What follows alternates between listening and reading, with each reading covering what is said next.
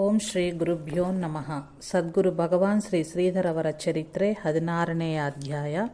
ನಮಃ ಶಾಂತಾಯ ದಿವ್ಯಾಯ ಸತ್ಯಧರ್ಮ ಸ್ವರೂಪಿಣಿ ಸ್ವಾನಂದಾಮೃತ ತೃಪ್ತಾಯ ಶ್ರೀಧರಾಯ ನಮೋ ನಮಃ. ಶೀಗೆಹಳ್ಳಿಯಿಂದ ನೇರವಾಗಿ ಎಲ್ಲರಿಗೂ ತಿಳಿಯುವಂತೆ ಅಥವಾ ಎಲ್ಲರಿಗೂ ತಿಳಿಸಿ ಹೋಗುವುದು ಅಸಾಧ್ಯವೆಂದು, ಇದಕ್ಕೆ ಭಕ್ತರ ಸಮ್ಮತಿ ದೊರಕುವುದು ಕಠಿಣ ಎಂಬುದು ಶ್ರೀ ಶ್ರೀಧರರಿಗೆ ತಿಳಿದಿತ್ತು. ಆದರೆ ಸ್ವಲ್ಪ ದಿವಸಗಳ ಮಟ್ಟಿಗಾದರೂ ಮಠದಿಂದ ಬೇರೆ ಕಡೆಗೆ ಹೋಗದೆ ವಿಶ್ರಾಂತಿಯೂ ಸಿಗದು ಮತ್ತು ಪ್ರಕೃತಿಯೂ ಸುಧಾರಿಸದು ಎಂಬುದು ಸಹ ಶ್ರೀ ಶ್ರೀಧರರಿಗೆ ಮನದಟ್ಟಾಗಿತ್ತು. ಶ್ರೀ ಶ್ರೀಧರರ ವಾಸ್ತವ್ಯವು ಮಠದ ಪಕ್ಕದಲ್ಲಿಯ ಬಂಗಲೆಯಲ್ಲಿ ಇತ್ತು. ಜೊತೆಯಲ್ಲಿ ಸೇವೆಗಾಗಿ 3-4 ಜನರು ಇದ್ದರು. ಇವರಲ್ಲಿ ಒಬ್ಬರು ದತ್ತಬುವ ಎಂಬುವರ ಆಗಿದ್ದರು. ಇವರು ಸಜ್ಜನಗಡದಲ್ಲಿಯೂ ಶ್ರೀ ಶ್ರೀಧರರ ಸೇವೆಗೈಯುತ್ತಿದ್ದರು. ಇವರಿಗೆ ಮರಾಠಿ, ಕನ್ನಡ ಭಾಷೆಗಳು ಚೆನ್ನಾಗಿ ಓದಲು ಬರೆಯಲು ಬರುತ್ತಿತ್ತು. ಲೇಖನದ ಶೈಲಿಯೂ ಚೆನ್ನಾಗಿ ಇತ್ತು. ಅದರಿಂದ ಶ್ರೀ ಶ್ರೀಧರರ ಗ್ರಂಥ ರಚನಾ ಕಾರ್ಯಕ್ಕೆ ತುಂಬ ಸಹಾಯಕವಾಗಿತ್ತು. ಕನ್ನಡ ವಿವೇಕೋದಯ ಗ್ರಂಥದ ಮರಾಠಿ ಭಾಷಾಂತರ ಮಾಡಬೇಕೆಂದು ಇವರು ಪ್ರಾರ್ಥಿಸುತ್ತಿದ್ದರಿಂದ ಇದರ ಕೆಲಸ ಪ್ರಾರಂಭವಾಗಿತ್ತು. ಶ್ರೀ ಶ್ರೀಧರರು ಹೇಳುತ್ತಿದ್ದದ್ದನ್ನು ದತ್ತಬುವ ಅವರು ಬರೆಯುತ್ತಾ ಹೋಗುತ್ತಿದ್ದರು. ಹಗಲು ರಾತ್ರಿ ಎನ್ನದೇ ಸಮಯ ಸಿಕ್ಕಿದಾಗ ಭಾಷಾಂತರದ ಕೆಲಸ ನಡೆಯುತ್ತಿತ್ತು. ಶ್ರೀ ಶ್ರೀಧರರ ಶರೀರದಲ್ಲಿ ಜ್ವರವಿದ್ದರೂ ಕೂಡ ಹೇಳುವ ಕೆಲಸದಲ್ಲಿ ವಿಘ್ನಕ್ಕೆ ಅವಕಾಶ ಕೊಡಲಿಲ್ಲ. ಬೇಸರ ಉದ್ವಿಗ್ನತೆಗಳೆಂದು ಶ್ರೀ ಶ್ರೀಧರರಲ್ಲಿ ಕಂಡುಬರುತ್ತಾ ಇರಲಿಲ್ಲ. ಒಮ್ಮೊಮ್ಮೆಯಾದರೂ ರಾತ್ರಿ 2-3 ಗಂಟೆಯವರೆಗೆ ಬರವಣಿಗೆಯ ಕೆಲಸ ಸಾಗುತ್ತಿತ್ತು. ಈ ಬರವಣಿಗೆಯ ಸಮಯದಲ್ಲಿ ಇನ್ನಾರಿಗೂ ಒಳಗೆ ಬರಲು ಅನುಮತಿ ಇರಲಿಲ್ಲ.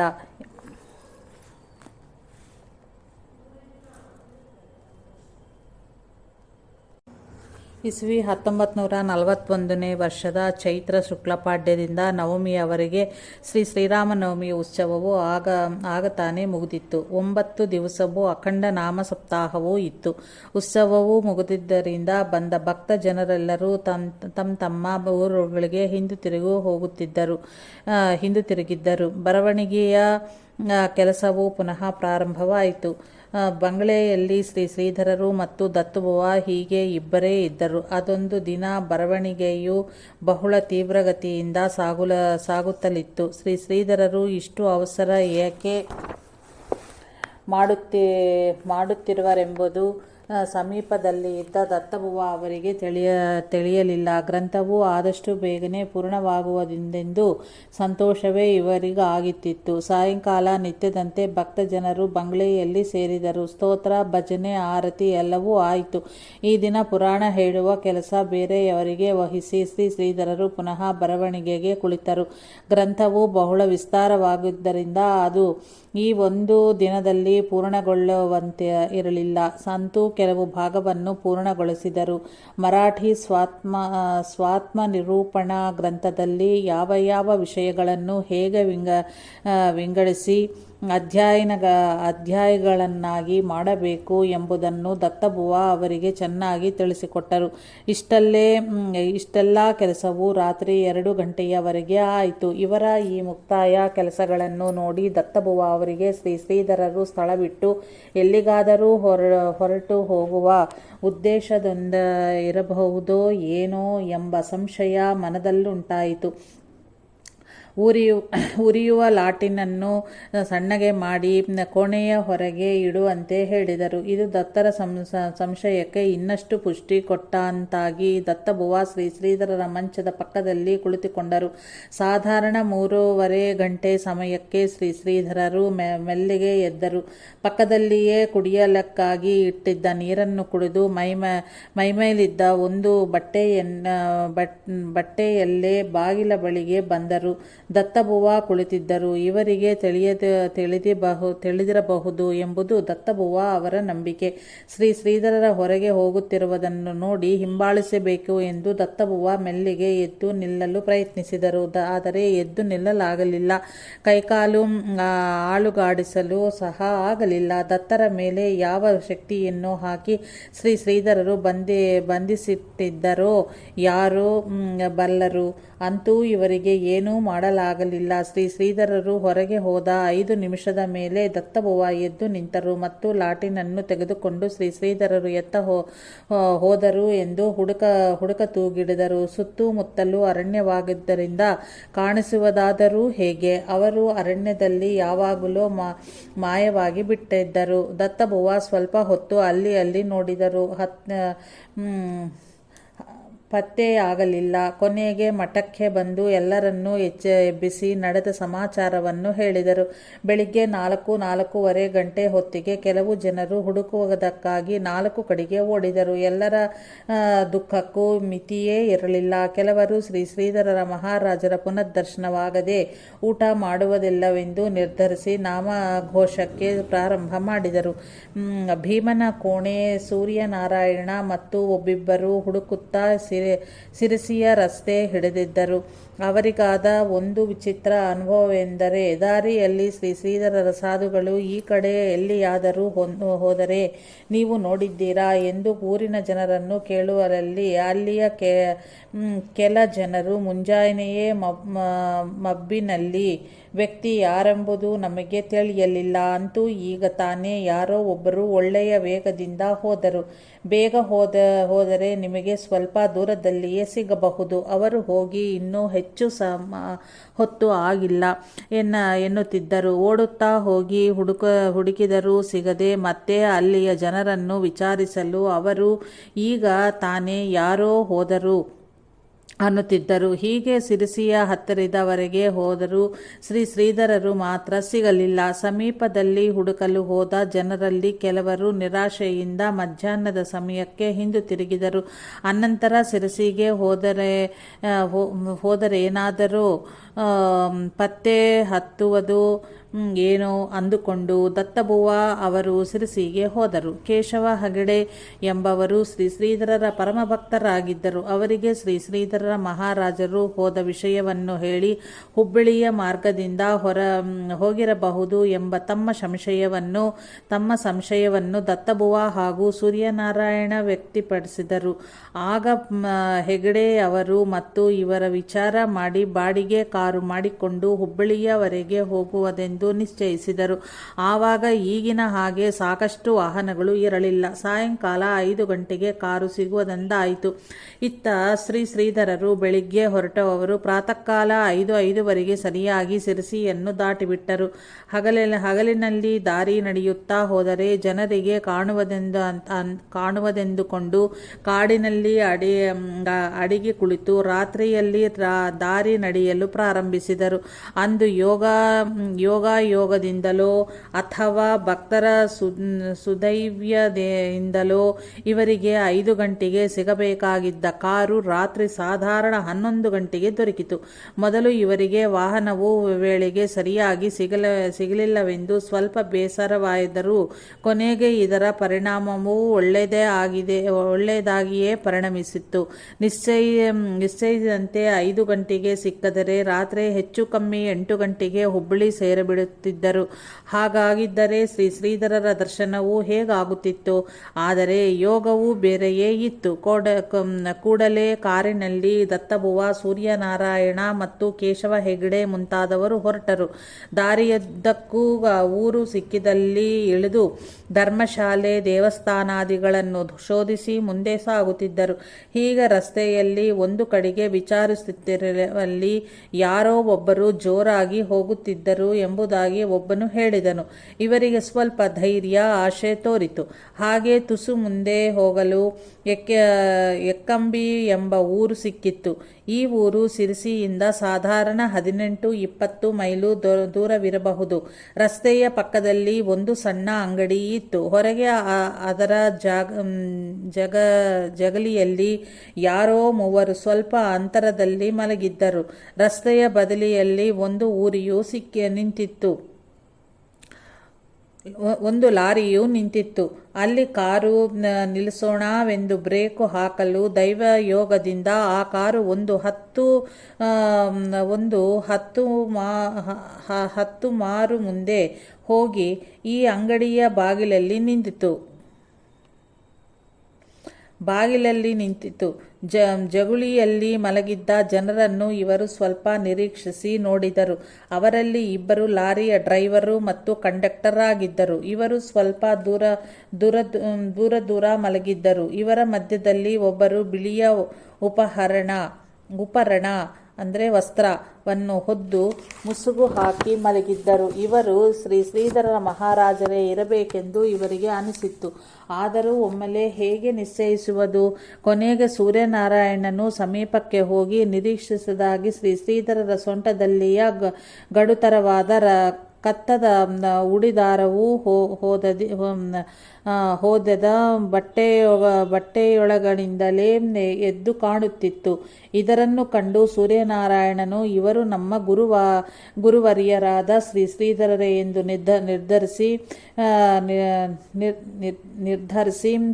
ಪಾದಗಳನ್ನು ಹಿಡಿಯಬೇಕನ್ನು ಅಷ್ಟರಲ್ಲೇ ಅವರು ನಸುನಗುತ್ತಾ ಎದ್ದು ಕುಳಿತರು. ಯಾಕಂದರೆ ಅವರು ಎಚ್ಚರವಾಗಿಯೇ ಇದ್ದರು. ಆಯಾಸದಿಂದ ಸೂತಿರುವ ಆ ಮೂರ್ತಿಯನ್ನು ಕಂಡು ಇವರಿಗೆ ಬಹಳ ದುಃಖವಾಯಿತು. ನಡೆದು ಕಾಲುಗಳು ಬಾತು ಹೋಗಿದ್ದವು. ಕೊನೆಗೆ ಇವರು ಶ್ರೀಧರರಿಗೆ ಮಠದ ಜನರ ಶೋಕಾಕುಲ ಸ್ಥಿತಿಯನ್ನು ನಿವೇದಿಸಿದರು ಮತ್ತು ತಾವು ಮಠಕ್ಕೆ ಹಿಂದಿರುಗುವಲ್ಲಿಯವರೆಗೆ ಅನ್ನಗ್ರಹಣ ಮಾಡುವುದಿಲ್ಲವೆಂಬ ಜನರ ನಿಶ್ಚಯವನ್ನು ತಿಳಿಸಿದರು. ಇದನ್ನು ಕೇಳಿ ಶ್ರೀಧರರ ದಯಾರ್ದ್ರ ಅಂತಃಕರಣವು ಕರಗಿತು. ಕೊನೆಗೆ ಇವರ ವಿನಂತಿಗೆ ಸಮ್ಮತಿಯನ್ನಿತ್ತು.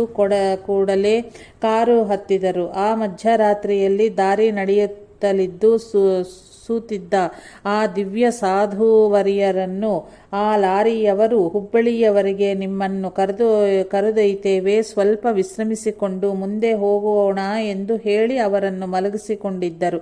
ಕೊನೆಗೆ ಅವರಿಗೂ ವಿಷಯ ತಿಳಿದು ಶ್ರೀಧರನ್ನು ನಮಸ್ಕರಿಸಿದರು. ಅನಂತರ ಇವರು ಶ್ರೀಧರರೊಂದಿಗೆ ಕಾರಿನಲ್ಲಿ ಹೊರಟು ಬೆಳಿಗ್ಗೆ 4-4:30 ಹೊತ್ತಿಗೆ ಶೀಗೇಹಳ್ಳಿ ಮಠಕ್ಕೆ ಬಂದು ಮುಟ್ಟಿದರು.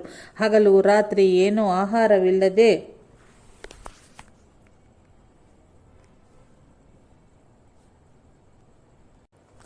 24-25 ಮೈಲಿಗಳು ನಡೆದಿದ್ದರಿಂದ ಶ್ರೀಧರರು ಬಹಳ ಆಯಾಸಗೊಂಡಿದ್ದರು. ಶ್ರೀಧರರು ಬಂದಂತಹ ವಾರ್ತೆಯು ಕೂಡಲೇ ಮಠ ಹಾಗೂ ಅಕ್ಕಪಕ್ಕದೆಲ್ಲ ಹರಡಿ ಎಲ್ಲ ಕಡೆಗೂ ಆನಂದವು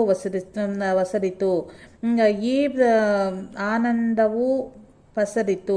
ಈ ಆನಂದೋತ್ಸಾಹವನ್ನು 21 ದಿವಸಗಳವರೆಗೆ ನಡೆಸಲು ಭಕ್ತಾದಿಗಳು ನಿಶ್ಚಯಿಸಿದರು. ಶ್ರೀಧರರು ಬಂಗಲೆಯಲ್ಲಿ ವಿಶ್ರಾಂತಿ ತೂಗಿಡಿದರು. ಎಲ್ಲ ಭಕ್ತರು ಅವರಿಗೆ ಸಂಪೂರ್ಣವಾಗಿ ವಿಶ್ರಾಂತಿ ಕೊಡಬೇಕೆಂದು ನಿಶ್ಚಯಿಸಿ ಕೇವಲ ದರ್ಶನದ ಮಟ್ಟಿಗೆ ನಿಯಮಿತ ಸಮಯದಲ್ಲಿ ಮಾತ್ರ ಬಂಗಲೆಗೆ ಹೋಗುವ ನಿಯಮವನ್ನು ಹಾಕಿಕೊಂಡರು.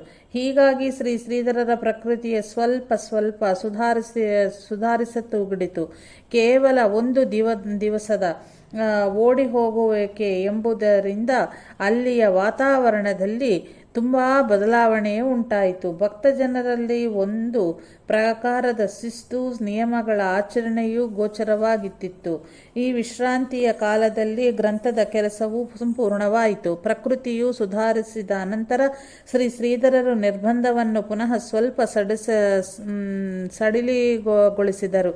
ಸಾಧಕರಿಗೆ ಮಾರ್ಗದರ್ಶನ ಮಾಡುತ್ತಿದ್ದರು. ಆವಾಗ ಇವಾಗ ಎಂಬುದಲ್ಲದೆ ಯಾವಾಗಲೂ ವೇದಾಂತದ ಉಚ್ಚ ವಿಚಾರ ಸರಣಿಯನ್ನು ಸುಲಭ ರೀತಿಯಿಂದ ಹೇಳುವುದರ ಮಾಡುವುದರಲ್ಲಿ ನಿರತರಾಗಿದ್ದರು. ಹೀಗಾಗಿ ಯಾವಾಗಲೂ ಅವರ ಸುತ್ತಮುತ್ತಲೂ ಜನರು ಸೇರಿಕೊಂಡಿದ್ದರು. ವೇದಾಂತದ ಅಧಿಕಾರವು ಸ್ತ್ರೀ ಪುರುಷರಿಗೆ ಸಮಾನವಿರುವುದೆಂದು ಅವರ ಮತ. ಜೀವಾತ್ಮನಲ್ಲಿ ಸ್ತ್ರೀ ಪುರುಷ ಎಂಬ ಭೇದವಿಲ್ಲದರಿಂದ ಆ ಜೀವಿಗೆ ತನ್ನ ಉದ್ಧಾರ ಮಾಡಿಕೊಳ್ಳುವ ಹಕ್ಕು ಅಧಿಕಾರವೂ ಇದ್ದೇ ಇರುವುದು. ದೇಹದಲ್ಲಿ ಭೇದವಿದ್ದರೂ ಕೂಡ ದೇಹದಲ್ಲಿ ಇರುವ ನಾನು ಎಂಬ ಭಾವನೆಯಲ್ಲಿ ಸ್ತ್ರೀ ಪುರುಷ ಎಂಬ ಭೇದವೂ ಇರದಿರುವುದರಿಂದ ಆ ನಾನು ಎಂಬುದರ ಅರಿವನ್ನು ಎಲ್ಲರೂ ಮಾಡಿಕೊಳ್ಳಬೇಕು ಮತ್ತು ಆ ಸತ್ಯಸ್ವರೂಪ ನಾನು ಎಂಬುದರಲ್ಲಿ ಸಮರಸವಾಗಿ ಆನಂದ ಸ್ವರೂಪವಾಗಿ ಬಾಳಬೇಕು ಎಂಬುದಾಗಿ ಅವರು ಎಲ್ಲರಿಗೂ ಯಾವಾಗಲೂ ಹೇಳುತ್ತಿದ್ದರು. ಆದ್ದರಿಂದ ಶ್ರೀ ಶ್ರೀಧರರ ಸನ್ನಿಧಿಯಲ್ಲಿ ಸ್ತ್ರೀ ಪುರುಷ ಆಬಾಲ ವೃದ್ಧರ ಎಲ್ಲರಿಗೂ ಪ್ರವೇಶವಿತ್ತು. ಇವರುಗಳಲ್ಲಿ ಕೆಲವರು ಭೇದ ಬುದ್ಧಿಯಿರುವರು ಇದ್ದೇ ಇದ್ದರು. ಕೆಲ ಕರ್ಮಠ ಜನರಿಗೆ ಇದು ಅಷ್ಟೊಂದು ಸಮ್ಮತವಾಗಿ ಕಾಣುತ್ತಿರಲಿಲ್ಲ. ಆದರೂ ಅವರು ಕೂಡ ತಮ್ಮ ಮತವನ್ನು ಬದಿಗಿತ್ತು ಆ ಜ್ಞಾನಗಂಗೆಯಲ್ಲಿ ತನ್ಮಯರಾಗಿ ಬಿಡುತ್ತಿದ್ದರು. ಪುರುಷರಂತೆ ಸ್ತ್ರೀಯರಲ್ಲಿಯೂ ಯಾರಾದರೂ ಒಳ್ಳೆಯ ಅಧಿಕಾರಿ ಜ್ಞಾನಭೂಮಿಕೆಯಿಂದ ಹುಚ್ಚರಾಗಬೇಕು ಮತ್ತು ಅವರುಗಳ ಮೂಲಕ ಎಲ್ಲ ಸ್ತ್ರೀ ಸಮಾಜ ಉದ್ಧಾರ ಮಾಡಬೇಕು ಎಂಬುದಾಗಿ ಶ್ರೀ ಶ್ರೀಧರರ ಇಚ್ಛೆ ಬಲವಾಗಿತ್ತು. ಈ ಸಹಾನುಭೂತಿ ಇಚ್ಛೆಗೆ ಮುಖ್ಯ ಕಾರಣವೆಂದರೆ ಶ್ರೀ ಶ್ರೀಧರರ ತಾಯಿಯ ಅಂತಿಮ ಆಜ್ಞೆಯೂ ಆಗಿತ್ತು. ಇದಕ್ಕ ಅನುಗುಣವಾಗಿ ಶ್ರೀ ಶ್ರೀಧರರು ಸ್ವತಃ ಮಠದಲ್ಲಿ ಇರುವ ತರುಣ ತರುಣಿಯರಿಗೆ ಸಂಸ್ಕೃತವನ್ನು ಹೇಳಿಕೊಡುತ್ತಿದ್ದರು. ದೇಹಾರೋಗ್ಯದ ದೃಷ್ಟಿಯಿಂದ ಆಸನಾದಿಗಳನ್ನು ಕಳಿಸುತ್ತಿದ್ದರು. ಶೀಗೆಹಳ್ಳಿಯಲ್ಲಿ ನಿಸ್ಪೃಹ ಸಾಧಕರಿಗೆ ಪಾಠ ಪ್ರವಚನ ಮತ್ತು ಶಿಕ್ಷಣಾದಿ ಅಭ್ಯಾಸಗಳು ಪ್ರತ್ಯಕ್ಷವಾಗಿ ಶ್ರೀ ಶ್ರೀಧರದಿಂದ ಒದಗಿದಂತೆ ಇನ್ನೆಲ್ಲಿಯೂ ಒದಗಲಿಲ್ಲ. ಇದು ಆಗ ಅಲ್ಲಿದ್ದ ಸಾಧಕರ ಅಹೋಭಾಗ್ಯವೆನ್ನಬೇಕು. ಒಮ್ಮೊಮ್ಮೆ ಈ ಸಾಧಕರ ವಿದ್ಯಾವೃದ್ಧಿಗಾಗಿಯೂ ಮತ್ತು ಇವರ ವಿದ್ಯೆಯನ್ನು ಹೊರೆಹಚ್ಚುವುದಕ್ಕಾಗಿಯೂ ಸಾಧಕರಿಗೆ ಈ ದಿನ ನೀವೆಲ್ಲರೂ ಕನಿಷ್ಠ ಪಕ್ಷ ಒಂದೊಂದು ಶ್ಲೋಕವನ್ನಾದರೂ ರಚಿಸಿರಿ ನೋಡೋಣ ಎಂದು ಹೇಳುತ್ತಿದ್ದರು. ಹೀಗೆ ಒಮ್ಮೆ ಹೇಳಿದಾಗ ಎಲ್ಲರೂ ಜ್ಞಾನ ಹಾಗೂ ಭಕ್ತಿಪರವಶರಾಗಿ ಶ್ರೀಗುರು ಶ್ರೀ ಶ್ರೀಧರನ್ನೇ ಕುರಿತು ಪಂಚಕ ಅಷ್ಟಕಾದಿ ಸ್ತೋತ್ರಗಳನ್ನು ನಾನಾ ವೃತ್ತಗಳಲ್ಲಿ ಮಾಡಿ ತೋರಿಸಿದ್ದರು.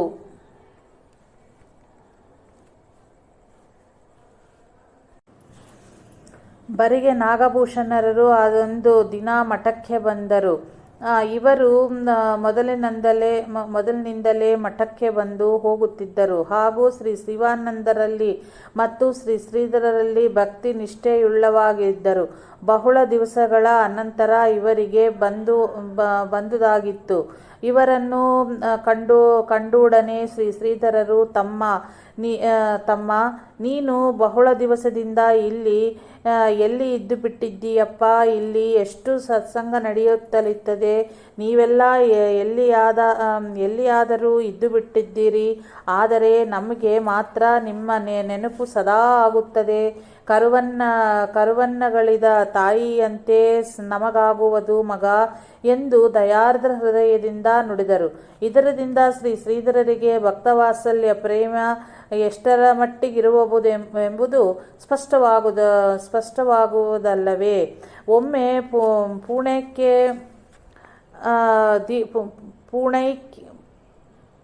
ಪೂಣೈಕ್ಯ ದೀಕ್ಷಿತರು ಶ್ರೀ ಶ್ರೀಧರರ ದರ್ಶನಕ್ಕಾಗಿ ಮಠಕ್ಕೆ ಬಂದಿದ್ದರು. ಸಾಧಾರಣ ಸಂಧ್ಯಾಕಾಲದ ಸಮಯವಾಗಿತ್ತು. ಶ್ರೀ ಶ್ರೀಧರರು ಬಂಗಲೆಯಲ್ಲಿ ಸ್ತ್ರೀ ಪುರುಷ ಭಕ್ತರಿಗೆ ವೇದಾಂತದ ವಿಷಯವನ್ನು ತಿಳಿಸಿ ಹೇಳುತ್ತಿದ್ದರು.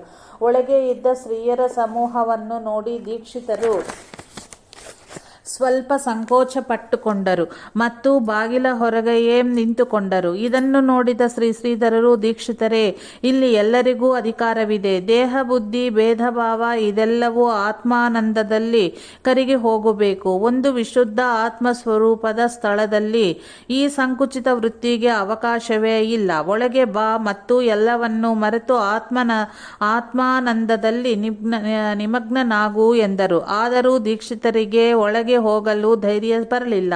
ದೀಕ್ಷಿತರು ಮನೆಗೆ ಹೋದ ಅನಂತರ ಅವರಿಗೆ ಶ್ರೀ ಶ್ರೀಧರಲ್ಲಿ ಪುನಃ ದತ್ತನ ದರ್ಶನವಾಗುತ್ತೂಗಿಡಿತು. ಬಹಳ ಹೊತ್ತಿನವರೆಗೆ ಹೀಗಾಗಿ ಕೊನೆಗೆ ಶ್ರೀ ಶ್ರೀಧರರು ಸಾಕ್ಷಾತ್ ದತ್ತನೇ ಹೌದು ಎಂಬುದು ಖಾತ್ರಿಯಾಗಿತು. ಮತ್ತು ಅವರ ವಿಷಯದಲ್ಲಿ ಇದ್ದ ಸಂದೇಹ ಬುದ್ಧಿಯು ಸಮೂಲವಾಗಿ ನಷ್ಟವಾಯಿತು. ಅಂದಿನಿಂದ ಶ್ರೀ ಶ್ರೀಧರನ್ನು ಅವರು ಯಾವಾಗಲೂ ಶ್ರೀ ಗುರು ದತ್ತನೆಂದೇ ಭಾವಿಸುತ್ತಿದ್ದರು. ಪ್ರಬೋಧಾತ್ಮಕವಾದ ಕೆಲವು ಪತ್ರಗಳು, ದೂರವಾದ ಭಕ್ತ ಜನರಿಂದ ಶ್ರೀ ಶ್ರೀಧರರಿಗೆ ಅನೇಕ ಪತ್ರಗಳು ಬರುತ್ತಿದ್ದವು. ಅವರ ಶಂಕ ಪರಿಹಾರಾರ್ಥವಾಗಿ ಶ್ರೀ ಶ್ರೀಧರರು ಅವರಿಗೆ ಅವರವರ ಭಿನ್ನ ಭಿನ್ನ ಭಾಷೆಗಳಲ್ಲಿ ಗದ್ಯಪದ್ಯ ರೂಪವಾಗಿ ಉತ್ತರವನ್ನು ಕಳುಹಿಸುತ್ತಿದ್ದರು. ಅವುಗಳ ಪೈಕಿ ಸಂಸ್ಕೃತ ಮತ್ತು ಮರಾಠಿಯ ಎರಡೆರಡು ಪದ್ಯಾತ್ಮಕ ಪತ್ರಗಳನ್ನು ಮಾತ್ರ ಇಲ್ಲಿ ಕೊಡಲಾಗಿದೆ. ಇದರಿಂದ ಈ ಪತ್ರಗಳು ಎಷ್ಟು ಮಟ್ಟಿಗೆ ತತ್ವಜ್ಞಾನಗಳಿಂದ ಓತಪ್ರೋತವಾಗಿ ಇರುವುದೆಂಬುದು ತಿಳಿಯಬಹುದು. ಇಲ್ಲಿ ಪತ್ರಗಳು ಕೊಟ್ಟಿದ್ದಾರೆ, ಆದರೆ ನಾನು ಅದರ ಭಾವಾರ್ಥ ಮಾತ್ರ ಓದುತ್ತಾ ಇದ್ದೀನಿ. ಮೊದಲನೇ ಪತ್ರಕ್ಕೆ ಭಾವಾರ್ಥ. ಯಾವಾಗಲೂ ನಿರ್ವಿಕಲ್ಪನಾದ ಚಿದಾತ್ಮನಲ್ಲಿ ನಾನೂ ಇಲ್ಲ, ನೀನೂ ಇಲ್ಲ, ಈ ಜಗತ್ತೂ ಇಲ್ಲ. ನಿನ್ನಲ್ಲಿ ನಿರ್ವಿಕಲ್ಪನಾದ ಅವನೇ ನಾನು ಎಂಬುವ ಭಾವನೆ ನಿನಗೆ ಇದೆಯೇ?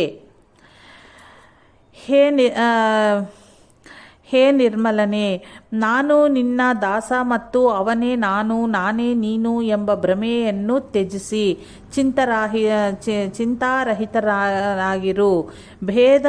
ಭೇದರಹಿತನಾದ ನಿರ್ಮಲವಾದ ನಿತ್ಯನಾದ ನಿನ್ನೊಳಗಿರುವ ಬ್ರಹ್ಮರೂಪವೇ ನೀನಾಗಿರುವಾಗ ನಾನು ಅವನ ದಾಸನು, ಅವನೇ ನಾನು ಎಂದು ಹೇಳುವುದು ಹೇಗೆ ಸಾಧ್ಯವಾಗುತ್ತದೆ? ಅಖಂಡೈಕ ರಸಸ್ವರೂಪವು ಆಧಾರರಹಿತವೂ ಕಲಂಕರಹಿತವೂ ಯಾವುದು ಎಲ್ಲರಲ್ಲಿಯೂ ಎಲ್ಲ ಕಾಲದಲ್ಲಿಯೂ ವ್ಯಾಪ್ತಿಯಾಗಿರುವುದೋ ಅದನ್ನು ಉಳಿದು ಬೇರೆ ಯಾವ ವಸ್ತುವು ಎಲ್ಲಿಯೂ ಯಾವಾಗಲೂ ಇಲ್ಲ. ನೀನು ಸಮರ್ಪಕವಾಗಿ ಮಾಡುವ ಕೆಲಸವೇ ಧರ್ಮ. ಆ ಧರ್ಮವೇ ನಿನ್ನಲ್ಲಿರುವ ಪರಮಾತ್ಮನ ರೂಪ. ಅದೇ ನಿನ್ನ ಸ್ಥಿತಿ ಎಂಬುದನ್ನು ಅರಿತುಕೋ. ಅದನ್ನು ಉಳಿದು ಬೇರೆ ಯಾವ ವಸ್ತುವು ಎಲ್ಲಿಯೋ ಯಾವಾಗಲೂ ಇಲ್ಲ.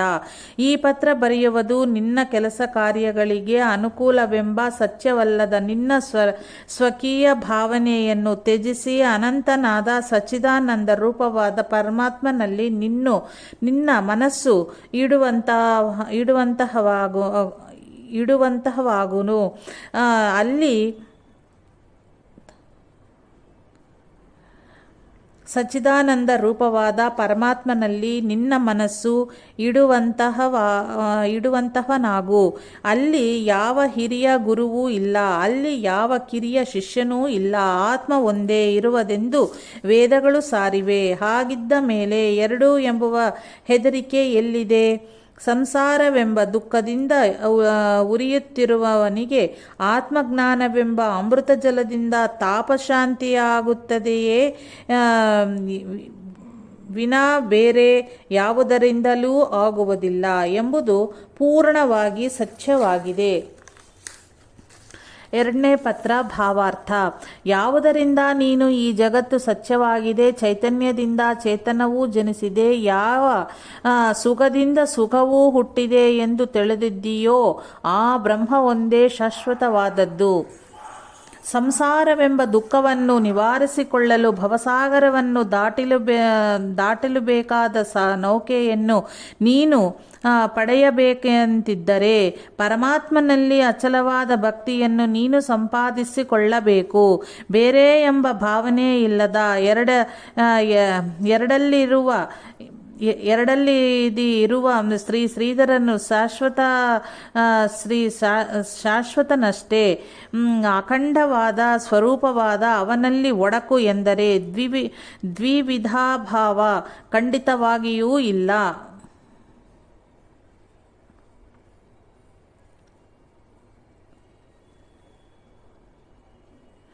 ಎರಡು ಎಂಬುದೇ ಭಯವನ್ನುಂಟು ಮಾಡುವಂತಹದ್ದು.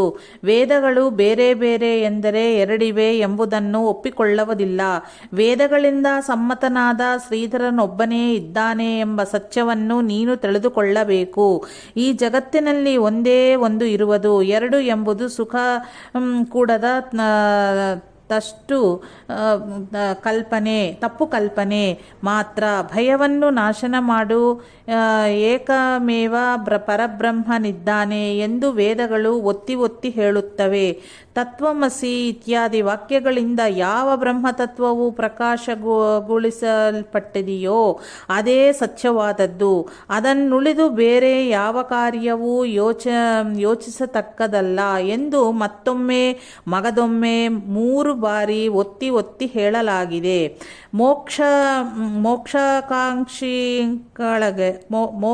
ಮೋಕ್ಷಕಾಂಕ್ಷಿಗಳಿಗೆ ತಮ್ಮ ಸ್ವಂತ ತಿಳಿವಳಿಕೆಯಿಂದ ಈ ಸಮಸ್ತ ಜಗತ್ತು ಇಲ್ಲರುವಂತೆ ಬೇರೆಡೆಯೋ ಇದೆ ಎಂದು ತಮ್ಮ ಅಜ್ಞಾನದಿಂದ ತಿಳಿದುಕೊಳ್ಳುವುದನ್ನು ಪೂರ್ಣ ಸತ್ಯವೆಂದು ತಿಳಿದುಕೊಳ್ಳಲಾಗದು. ಮೋಕ್ಷಕಾಂಕ್ಷಿಗಳಿಗೆ ತಮ್ಮ ಸ್ವಂತ ತಿಳಿವಳಿಕೆಯಿಂದ ಈ ಸಮಸ್ತ ಜಗತ್ತು ಇಲ್ಲಿರುವಂತೆ ಬೇರೆಡೆಯೋ ಬೇರೆ ಎರಡು ಇದೆ ಎಂದು ತಮ್ಮ ಅಜ್ಞಾನದಿಂದ ತಿಳಿದುಕೊಳ್ಳುವುದನ್ನು ಪೂರ್ಣ ಸತ್ಯವೆಂದು ತಿಳಿದುಕೊಳ್ಳಲಾಗದು.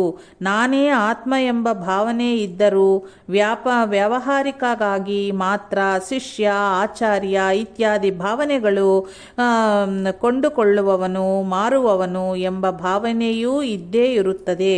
ಅದ್ವಿತೀಯವಾದ ಬ್ರಹ್ಮತತ್ವವನ್ನು ಸರಿಯಾದ ರೀತಿಯಲ್ಲಿ ಅರಿತುಕೊಳ್ಳದಿದ್ದರೆ ಎಲ್ಲರೂ ಭ್ರಮೆಗೆ ಒಳಗಾಗಿ ಬಿಡುತ್ತಾರೆ. ಅಂತಹ ಸಂದರ್ಭದಲ್ಲಿ ಶ್ರುತಿಗಳು ವಿವೇಕ ಮಾರ್ಗವನ್ನು ತೋರಿಸುತ್ತವೆ. ಆರಂಭ, ಅಂತ್ಯ, ಮಧ್ಯಗಳಲ್ಲಿಯೂ ಆ ಬ್ರಹ್ಮತತ್ವದ ಸ್ವರೂಪವು ಸ್ವತಃ ಸಿದ್ಧವಾಗಿದ್ದು ನಿಶ್ಚಯವಾಗಿದೆ. ಅದು ಆದಿ, ಮಧ್ಯ, ಅನಂತರದಲ್ಲಿ ಸ್ವಯಂ ಪ್ರಕಾಶರೂಪವಾಗಿ ಎಲ್ಲೆಡೆಯಲ್ಲಿ ಶೋಭಿಸುತ್ತಿದೆ.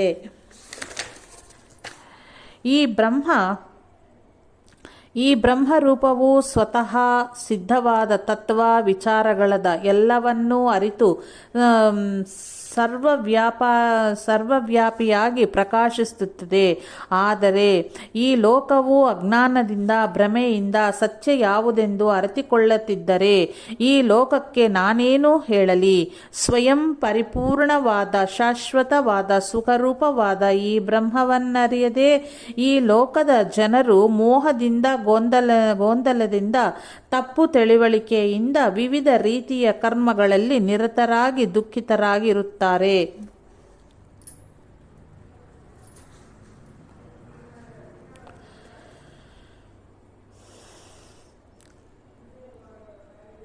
ಸಜ್ಜನಗಡಕ್ಕೆ ಕಳುಹಿಸಿದ ಪತ್ರ ಭಾವಾರ್ಥ.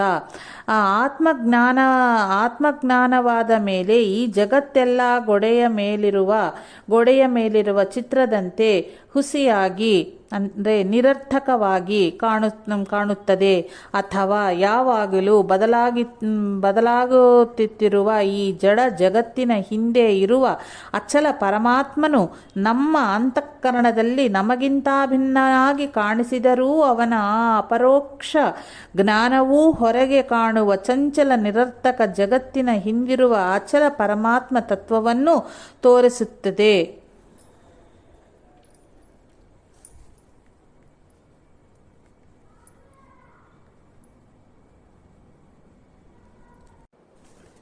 ನಾಲ್ಕನೇ ಪತ್ರಕ ಭಾವಾರ್ಥ. ನೀವು ನನ್ನನ್ನು ಯಾರು ಒಬ್ಬ ಅಂದರೆ ದೊಡ್ಡವ ಎಂದು ತಿಳಿಯುತ್ತೀರಿ.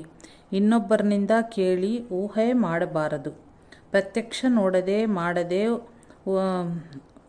ಊಹೆಯನ್ನು ಸತ್ಯವೆಂದು ನಂಬಬಾರದು.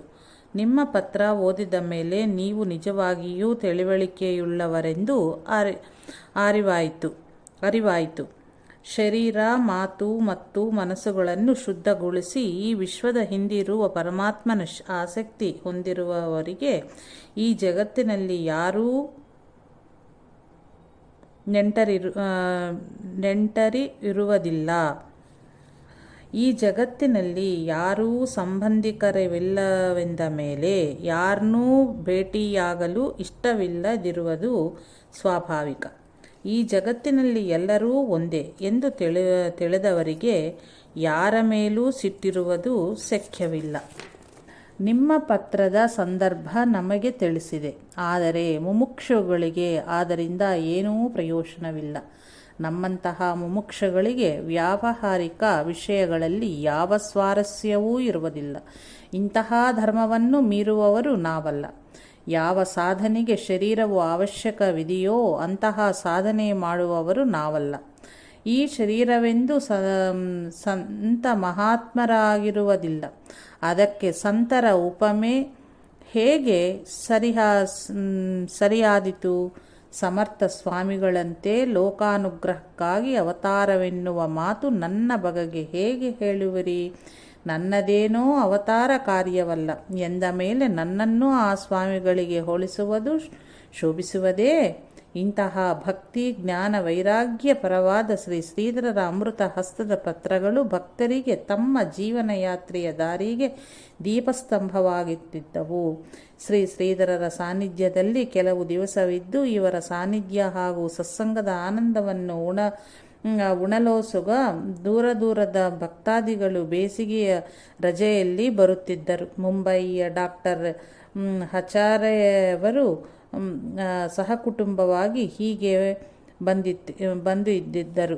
ಇವರ ಪತ್ನಿಗೆ ಶ್ರೀ ಶ್ರೀಧರರು ಶ್ರೀರಾಮರೂಪವೇ ಆಗಿದ್ದಾರೆ ಎಂಬ ಅನುಭವವೂ ಬಂದದ್ದರಿಂದ ಶ್ರೀ ಶ್ರೀಧರಲ್ಲಿ ಭಕ್ತಿನಿಷ್ಠೆಯ ಅಚಲವಾಗಿ ಬೇರುತ್ತಿತ್ತು. ಇವರು 2-3 ಸಲ ಮಠಕ್ಕೆ ಬಂದು ಕೆಲವು ದಿನಗಳು ಉಳಿದು ಹೋಗುತ್ತಿದ್ದರು. ಬಹಳ ದಿವಸಗಳಿಂದ ಶ್ರೀ ಶ್ರೀಧರರ ಪಾದಧೂಳಿಯನ್ನು ತಮ್ಮ ಮನೆಗೆ ಬೀಳಿಸಬೇಕೆಂದು ತಟ್ಗುಣೆ ಗಂಗಮ್ಮ ಯೋಚಿಸುತ್ತಿದ್ದಳು. ಇಷ್ಟರೊಳಗೆ ಇವಳಿಗೆ ಪತಿವಿಯೋಗವೂ ಆಗಿತ್ತು. ಹೀಗೆ ವಿಚಾರ ಮಾಡಿ ಶ್ರೀ ಶ್ರೀಧರನ್ನು ಆಮಂತ್ರಿಸಲು ಮಠಕ್ಕೆ ಬಂದಾಗ ಶ್ರೀ ಶ್ರೀಧರರು ಎಲ್ಲಿಯೋ ಹೋಗಿರುವುದನ್ನು ತಿಳಿದು ನಿರಾಶರಾಗಿದ್ದಳು. ಈಗ ಮಠಕ್ಕೆ ಶ್ರೀ ಶ್ರೀಧರರು ಬಂದಿರುವುದು ಮತ್ತು ಆರೋಗ್ಯವೂ ಸುಧಾರಿಸುವುದು ಇವಳಿಗೆ ತಿಳಿದು ಶ್ರೀ ಶ್ರೀಧರನ್ನು ಮನೆಗೆ ಕರೆದೊಯ್ಯಲು ಮಠಕ್ಕೆ ಮತ್ತೆ ಬಂದು ನಿಮಂತ್ರಿಸಿದಳು. ಅದರಂತೆ ಶ್ರೀ ಶ್ರೀಧರರು ತಟ್ಟುಗುಳಿಗೆ ತೆರಳಿದರು.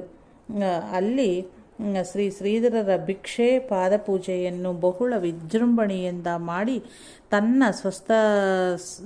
ಸರ್ವಸ್ವವನ್ನೂ ಶ್ರೀ ಚರಣದಲ್ಲಿ ಅರ್ಪಿಸಿದಳು. ಅನಂತರ ಕೆಲವು ಸಮಯದ ಮೇಲೆ ಮಕ್ಕಳೆಲ್ಲ ದೈವಾಧೀನರಾದ ಮೇಲೆ ಶ್ರೀ ಶ್ರೀಧರರ ಸೇವೆಯಲ್ಲಿ ನಿರತಳಾದಳು. ಅನೇಕ ಸಮಯ ಶ್ರೀ ಶ್ರೀಧರರ ಜೊತೆಗೆ ಇದ್ದು ನಂತರವೂ ವರದಪುರ ಶ್ರೀಧರಾಶ್ರಮದಲ್ಲಿ ಇದ್ದಳು. ಎಷ್ಟೋ ಸ್ತ್ರೀ ಪುರುಷ ಭಕ್ತರು ಶ್ರೀ ಶ್ರೀಧರರ ಸನ್ನಿಧಿಯಲ್ಲಿ ಇರುತ್ತಿದ್ದರು. ಕೆಲವರು ಮುಂದೆ ಉತ್ತಮ ಅಧಿಕಾರಿಗಳಾದರು. ಸಿರ್ಸಿಯ ಸಮೀಪದ ಜಾಗನಹಳ್ಳಿ ನಾರಾಯಣ ಹೆಗಡೆ ಎಂಬ ಸದ್ಗೃಹಸ್ಥರು ಆಧ್ಯಾತ್ಮದ ಅಭಿರುಚಿಯುಳ್ಳವರಾಗಿದ್ದು ಇವರು ಪದೇ ಪದೇ ಶ್ರೀ ಶ್ರೀಧರರ ದರ್ಶನಕ್ಕೆ ಬಂದು ಹೋಗುತ್ತಿದ್ದರು. ಇವರ ಮುಂದೆ ಸಹಜಾನಂದ ಅವಧೂತರಾಗಿ ಕೂಳಗಿ ಬೀಸಿನ ಮಾರುತಿಯ ಮಂದಿರವನ್ನು ಜೀರ್ಣೋದ್ಧಾರ ಮಾಡಿ ಒಂದು ಆಶ್ರಮವನ್ನಾಗಿ ಮಾಡಿದರು. ಇಲ್ಲಿ ಅನೇಕ ಧರ್ಮ ಕಾರ್ಯಗಳನ್ನು ಮಾಡಿ ಶ್ರೀ ಗುರುವಿನ ಕೀರ್ತಿಯನ್ನು ಬೆಳೆಸಿ ತಮ್ಮ ಕೀರ್ತಿಯನ್ನು ಬೆಳಗಿಸಿ ಶ್ರೀ ಗುರುಚರಣದಲ್ಲಿ ನಿಲೀನರಾದರು. ಆಧ್ಯಾತ್ಮದ ಪ್ರಚಾರವು ಒಂದಲ್ಲ ಒಂದು ರೀತಿಯಿಂದ ಆಗಬೇಕು. ಎಂತಹ ಜನರಿಗೆ ಆದರೂ ಇದರ ಮಹತ್ವವೂ ಎದ್ದು ಕಾಣಬೇಕು ಎಂಬುದಾಗಿ ನಾಟಕದ ದ್ವಾರದಿಂದಲೂ ಇದನ್ನು ಸಿದ್ಧಪಡಿಸಲು ಶ್ರೀ ಶ್ರೀಧರರು ಸಮ್ಮತಿಯಿತ್ತರು. ಅಮ್ಮನಹಳ್ಳಿ ಆತ್ಮಾರಾಮ ಎಂಬ ಒಬ್ಬರು ಶ್ರೀ ಶ್ರೀಧರರ ಭಕ್ತರಿದ್ದರು. ಇವರಿಗೆ ಕವಿತೆ ಹಾಗೂ ಲೇಖನದ ಗತಿಯಿತ್ತು. ಇವರಿಂದ ಆಧ್ಯಾತ್ಮಪರವಾದ ಮೋಹ ವಿವೇಕ ಯುದ್ಧ ಎಂಬ ನಾಟಕವನ್ನು ಬರೆಯಿಸಿದ್ದರು.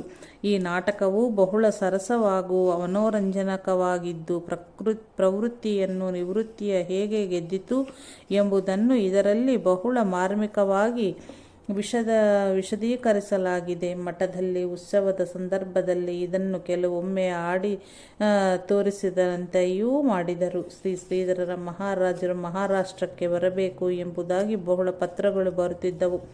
ಒಂದೆರಡು ಸಲ ಸಜ್ಜನಗಡಕ್ಕೆ ಕರೆದೊಯ್ಯಲು ಜನರು ಬಂದಿದ್ದರು. ಶೀಗೇಹಳ್ಳಿಯಲ್ಲಿ ನಡೆಯುತ್ತಿರುವ ಕಾರ್ಯ ಭಕ್ತಜನರ ನಿಷ್ಠೆಗಳನ್ನು ಕಂಡು ಬಂದ ಜನರಿಗೆ ತುಂಬ ಸಮಾಧಾನವಾಗಿ ಇವರನ್ನು ಕರೆದೊಯ್ಯುವ ವಿಷಯವಂತಿರಲಿ, ಅವರೇ ಕೆಲವು ದಿನ ಇಲ್ಲಿ ಉಳಿಯೋಣವೆಂದನಿಸಿ ಉಳಿದು ಬಿಡುತ್ತಿದ್ದರು. ಭಕ್ತಜನರು ತಮ್ಮ ಭಕ್ತಿ ಪ್ರೇಮವೆಂಬ ಹಗ್ಗದಿಂದ ಶ್ರೀಧರರನ್ನು ಬಿಗಿದು ಹಾಕಿದ್ದರೋ ಎಂತ ಅನಿಸ್ತಿತ್ತು. ಶ್ರೀಧರರು ಮಠದಲ್ಲಿಯ ಗುಹೆಯಲ್ಲಿ ಧ್ಯಾನಕ್ಕೆ ಕುಳಿತುಕೊಳ್ಳುತ್ತಿದ್ದರು. ನಿತ್ಯವೂ ಬೆಳಗ್ಗೆ 3:30-4 ಗಂಟೆಗೆ ಎದ್ದು ಕೆರೆಯಲ್ಲಿ ಸ್ನಾನ ಮಾಡಿ ಗುಹೆಯಲ್ಲಿ ಕುಳಿತುಕೊಳ್ಳುತ್ತಿದ್ದರು. ಮಧ್ಯಾಹ್ನ 12 ಗಂಟೆಗೆ ಹೊರಗೆ ಬರುತ್ತಿದ್ದರು. ಗುಹೆಯ ಮೇಲುಭಾಗದಲ್ಲಿ ಹೆಚ್ಚಾಗಿ ದತ್ತಬುವ ಅವರು ಕುಳಿತುಕೊಳ್ಳುತ್ತಿದ್ದರು. ಏನಾದರೂ ಮಧ್ಯದಲ್ಲಿ ಕರೆದರೆ ಅನುಕೂಲವಾಗುವುದು ಎಂಬುದಾಗಿ ಅಲ್ಲಿ ಕುಳಿತುಕೊಳ್ಳುತ್ತಿದ್ದರು.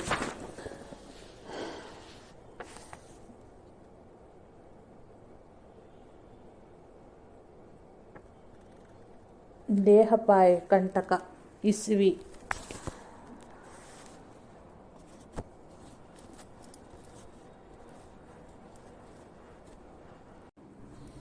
1941 ಇಸ್ವಿ ಆಗಿರಬಹುದು. ಜ್ಯೇಷ್ಠ ಮಾಸದ ಅದೊಂದು ಘಟನೆ. ಶ್ರೀಧರರು ನಿಯಮದಂತೆ ಗುಹೆಯಲ್ಲಿ ಇದ್ದರು. ದತ್ತಬುವ ಅವರು ಮೇಲೆ ಒಂದು ಬದಿಗೆ ಕುಳಿತಿದ್ದರು. ಇವರಿಗೆ ಕೆಳಗೆ ಗುಹೆಯಿಂದ ಏನೋ ಸಪ್ಪಳಗಳು ಕೇಳಿ ಬಂದವು. ಆಸನದ ಮಣೆ ಹಾಗೂ ಕಮಂಡಲ ಉರುಳಿದ ಶಬ್ದವೂ ಕಿವಿಗೆ ಬಿತ್ತು. ಗುಹೆಯ ಬಾಗಿಲು ಒಳಗದಿಂದ ಮುಚ್ಚಿಕೊಂಡಂತಾಯಿತು. ಅದು ಕೂಡ ತೆಗೆದ ಶಬ್ದ ಆಯಿತು. ಆದರೂ ಶ್ರೀಧರ ಮೇಲೆ ಬರಲಿಲ್ಲ. ಏನಿರಬಹುದು ಎಂದು ಸಂಶಯ ಉಂಟಾಯಿತು. ಆದರೆ ಕರೆಯದೆ ಒಮ್ಮೆಲೆ ಕೆಳಗಿಳಿಯುವುದು ಹೇಗೆ ಮತ್ತು ಯಾವ ನ್ಯಾಯ? ಹೀಗೆ ಯೋಚಿಸುವಷ್ಟರಲ್ಲೇ ಈ ಹೊತ್ತಿಗೆ ಸರಿಯಾಗಿ ಭೀಮನಕೋಣೆ ಸೂರ್ಯನಾರಾಯಣನು ಅಲ್ಲಿಗೆ ಬಂದನು. ಈ ಸಂದರ್ಭದಲ್ಲಿ ನಾವು ಸುಮ್ಮನಿರುವುದಿಲ್ಲ. ಮೆಲ್ಲಗೆ ಸದ್ದು ಆಗದಂತೆ ಕೆಳಗಿಳಿದು ನೋಡೋಣ, ಹಾಗೇನಾದರೂ ಆದರೆ ಎತ್ತಿ ಮೇಲೆ ತರೋಣ ಎಂದು ನಿಶ್ಚಯಿಸಿ ಕೆಳಗಿಳಿದು ನೋಡುತ್ತಾರೆ. ಶ್ರೀಧರರು ಆಸನದಲ್ಲಿ ನಿಶ್ಚೇಷ್ಟರಾಗಿ ಒಂದು ಬದಿಗೆ ಒಳೆದು ಹೋಗಿದ್ದರು. ಕಣ್ಣುಗಳು ಮೇಲೇರಿದ್ದವು. ಕೂಡಲೇ ಎತ್ತಿ ಮೇಲೆ ತಂದರು. ಇಷ್ಟರಲ್ಲೇ ಮಠದ ಜನಗಳೆಲ್ಲ ಈ ವಿಷಯ ತಿಳಿದು ಎಲ್ಲರೂ ಅಲ್ಲಿಗೆ ಬಂದು ಸೇರಿದರು. ಶ್ರೀಧರರ ಈ ಸ್ಥಿತಿಯನ್ನು ನೋಡಿ ಎಲ್ಲರೂ ಗಾಬರಿಯಾದರು. ಏನಾಯಿತು ಎಂಬುದೇ ಯಾರಿಗೂ ತಿಳಿಯದಾಯಿತು. ಕೆಲವರು ಗಾಳಿ ಹಾಕಲಾರಂಭಿಸಿದರು. ಕೆಲವರು ತಲೆಗೆ ಕಣ್ಣಿಗೆ ತಣ್ಣೀರು ಹಾಕಿ ಒರೆಸಲಾರಂಭಿಸಿದರು. ಕೆಲವರು ಏಕೋ ಮನಸ್ಸಿನಿಂದ ಭಗವಂತನನ್ನು ಪ್ರಾರ್ಥಿಸಿ ತೂಗಿಡಿದರು. 15-20 ನಿಮಿಷಗಳ ನಂತರ ಶ್ರೀಧರರು ದೇಹವು ಬಿದ್ದು ಹೋಗುವಂತಹ ಇದೊಂದು ಗಂಡಾಂತರವೂ ಬಂದಿತ್ತು. ಆದರೆ ಪರಮಾತ್ಮನು ಸಂರಕ್ಷಣೆ ಮಾಡಿದನು. ಇದರಲ್ಲಿ ಅವನ ಉದ್ದೇಶ ಏನಿದೆಯೋ ಅವನಿಗೆ ಗೊತ್ತು. ಈಗ ಈ ಗಂಡಾಂತರವೂ ಪೂರ್ಣವಾಗಿ ಕಳೆದು ಹೋಯಿತು ಎಂದರು. ಇದನ್ನು ಕೇಳಿ ಎಲ್ಲರೂ ಬಹಳ ಆನಂದವಾಯಿತು. ವಿಷಪ್ರಯೋಗ.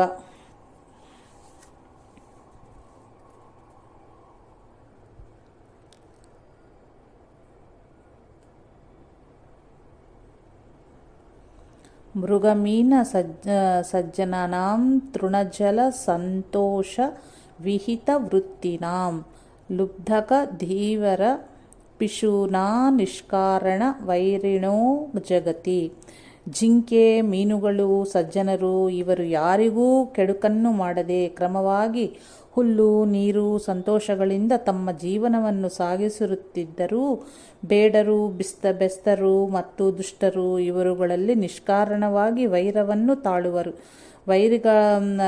ವೈರಿಗಳಾಗುವರು ಎಂಬಂಥ ದುಷ್ಟ ಸ್ವಭಾವದ ಜನರಿಗೆ ಸಜ್ಜನರ ಉತ್ಕೃಷ್ಟ ಸಹನವಾಗುವುದಿಲ್ಲ. ಭಜನೆ ಸಪ್ತಾಹಕ್ಕೆ ಪ್ರಾರಂಭವಾಗಿತ್ತು. ಇಲ್ಲಿ ಒಂದು ಉತ್ಸಾಹವೇ ಅನೇಕ ರೂಪಗಳನ್ನು ಧರಿಸಿ ಬಗೆಬಗೆಯ ದೇವರ ಸೇವೆಯನ್ನು ನಡೆಯುತ್ತಿದ್ದಂತೆ ಕಾಣಬರುತ್ತಿತ್ತು. ಸೂರ್ಯ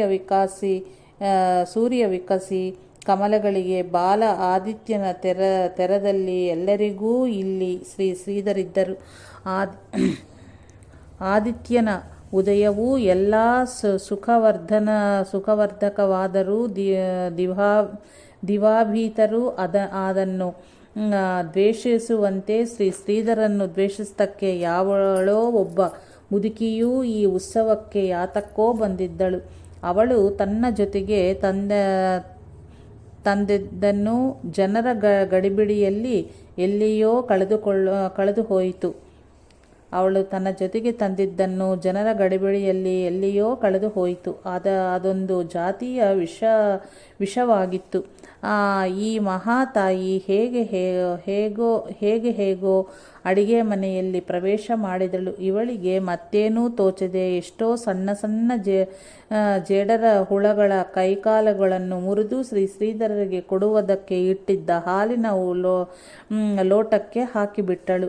ಶ್ರೀಧರರು ಪ್ರವಚನಕ್ಕೆ ಹೊರಡುವಾಗ ಗಡಿಬಿಡಿಯಲ್ಲಿದ್ದರು ಮತ್ತು ಶ್ರೀಧರರು ಹಾಲು ಕುಡಿಯಲು ಕುಳಿತುಕೊಂಡ ಸ್ಥಳದಲ್ಲಿ ಅಷ್ಟೊಂದು ಬೆಳಕೂ ಇರಲಿಲ್ಲ. ಶ್ರೀಧರರ ಬಾಯಿಗೆ ಅದು ಸಿಕ್ಕಿದರೂ ಬಾದಾಮು ತುಂಡು ಮಾಡಿ ಹಾಕಿರಬಹುದೆಂದು ಅಂದುಕೊಂಡು ಕುಡಿದುಬಿಟ್ಟರು. ಎಷ್ಟೋ ಹುಳುಗಳ ಹೊಟ್ಟೆಗೆ ಹೋದ ಮೇಲೆ ಏನೋ ಶಂಕೆ ಬಂದು ಬೆಳಕಿನಲ್ಲಿ ನೋಡುವಾಗ ಜೇಡರ ಹುಳುಗಳ ಹೊಟ್ಟೆಯ ಭಾಗಗಳು ಮಾತ್ರ ತೋರಿ ಬಂದಿದ್ದವು. ಇದನ್ನು ಕೆಲವರು ನೋಡಿಯೂ ನೋಡಿದರು. ಶ್ರೀಧರರು ಹಾಲನ್ನು ಚೆಲ್ಲಿ ಪ್ರವಚನಕ್ಕೆ ಹೊರಟು ಹೋದರು. ಅಂದಿನಿಂದ ಶ್ರೀಧರರ ದೇಹಸ್ಥಿತಿಯು ಮತ್ತು ಕೆಡಹತ್ತಿತ್ತು. ಚಿಕ್ಕಮಗಳೂರಿನ ಮಂಜುನಾಥ ಅಯ್ಯರವರಿಗೆ ಈ ಸಂಗತಿ ಗೊತ್ತಾಯಿತು. ಅಂತೂ ಕೆಲವು ದಿವಸ ಶ್ರೀಧರನ್ನು ಮಠದಿಂದ ಹೊರಗೆ ಕರೆದೊಯ್ದು ಚಿಕಿತ್ಸೆ ಹಾಗೂ ವಿಶ್ರಾಂತಿಯನ್ನು ಕೊಡಬೇಕೆಂದು ನಿರ್ಣಯಿಸಿದರು. ಈ ದಿನ ಶ್ರೀಧರನ್ನು ಕರೆದೊಯ್ಯಲು ಶ್ರೀ ಮಂಜುನಾಥ ಅಯ್ಯರು ಬಂದಿದ್ದರು. ಅಲ್ಲಿಗೆ ಹೋದರಾದರೂ ಶ್ರೀಧರರ ದೇಹಸ್ಥಿತಿಯು ಸುಧಾರಿಸುತ್ತದೆಯೋ ಏನೋ ಈ ಒಂದು ಆಶಯ ಚಟುವಟಿಕೆಗೆ ಕಾರಣವಾಗಿ ಅದು ಅಲ್ಲಿಯ ಜನರ ಪ್ರತಿ ಹೆಜ್ಜೆನಲ್ಲಿಯೂ ತೋರಿಬರುತ್ತಿದ್ದ ಎಲ್ಲರ ಊಟವಾಗಿ ಶ್ರೀಧರರು ಈಗ ಹೊರಡುವ ಕಾಲದ 4 ಶಬ್ದಗಳನ್ನು ಹೇಳಲು ಸಭೆಯಲ್ಲಿ ಕುಳಿತಿದ್ದರು. ಶ್ರೀಧರರ ಭಕ್ತವಾತ್ಸಲ್ಯವು ಕಣ್ಣೀರಿನ ರೂಪದಿಂದ ಹೊರಉಕ್ಕಿ ಬರುತ್ತೂ ಬಿಡಿತು. ಅಂತೂ ಹೇಗೋ ಸಮಾಧಾನದ 4 ಮಾತುಗಳನ್ನು ಹೇಳಿ ಶ್ರೀಧರರು ಅಯ್ಯರು ಮತ್ತು 2-3 ಜನ ಸೇವಕ ಶಿಷ್ಯರೊಂದಿಗೆ ಚಿಕ್ಕಮಗಳೂರಿಗೆ ಹೊರಟರು.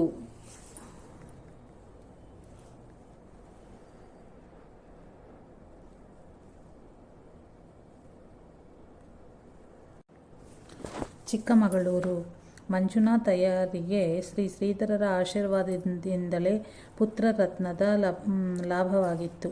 ಮನೆಯಲ್ಲಿ ಆನಂದವೇ ಆನಂದವಾಗಿತ್ತು. ಅದರಲ್ಲಿಯೂ ಶ್ರೀಧರರ ಆಗಮನವಾದ ಮೇಲೆ ಕೇಳಬೇಕೇ?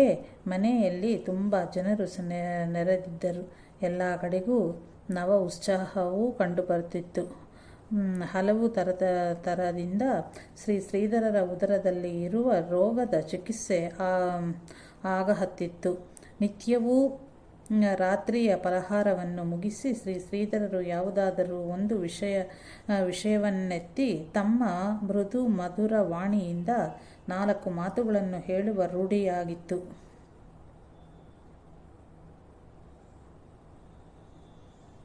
ಅಕ್ಕಪಕ್ಕದ ಕೆಲವು ಜನರು ಶ್ರವಣಕ್ಕೆ ಬರುತ್ತಿದ್ದರು.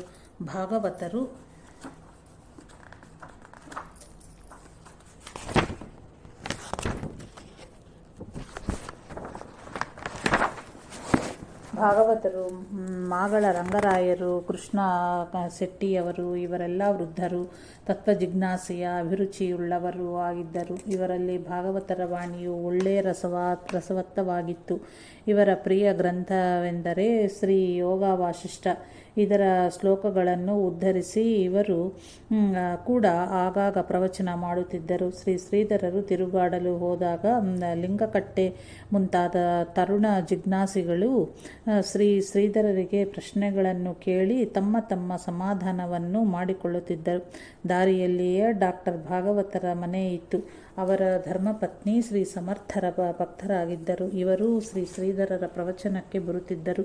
ಒಂದು ದಿನ ಶ್ರೀಧರರು ತಿರುಗಾಡಲು ಹೋದಾಗ ಭಾಗವತರ ಪತ್ನಿಯು ಮನೆ ಬಾಗಿಲಿನಲ್ಲಿಯೇ ನಿಂತು ಶ್ರೀಧರನ್ನು ಮನೆಗೆ ಬರಲು ಪ್ರಾರ್ಥಿಸಿಕೊಂಡಾಗ, ತಂಗಿ, ನಿನ್ನ ಪತಿದೇವರಿಗೆ ಹೇಳು, ಗಂಡಸರು ಕರೆಯದೆ ಬರಿಯ ಹೆಣ್ಣು ಮಕ್ಕಳ ಮಾತಿನ ಮೇಲೆ ಮನೆಗೆ ಹೋಗಬಾರದು.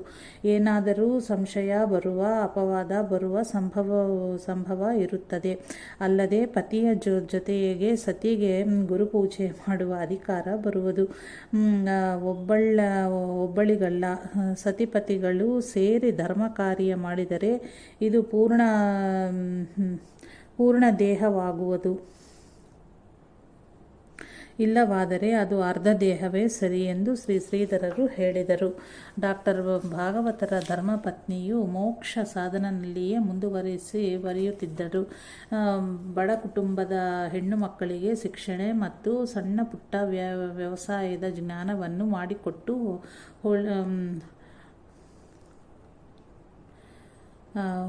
ಹೊಲಿಗೆ, ಚಾಪೆ ಹೆಣೆಯುವುದು,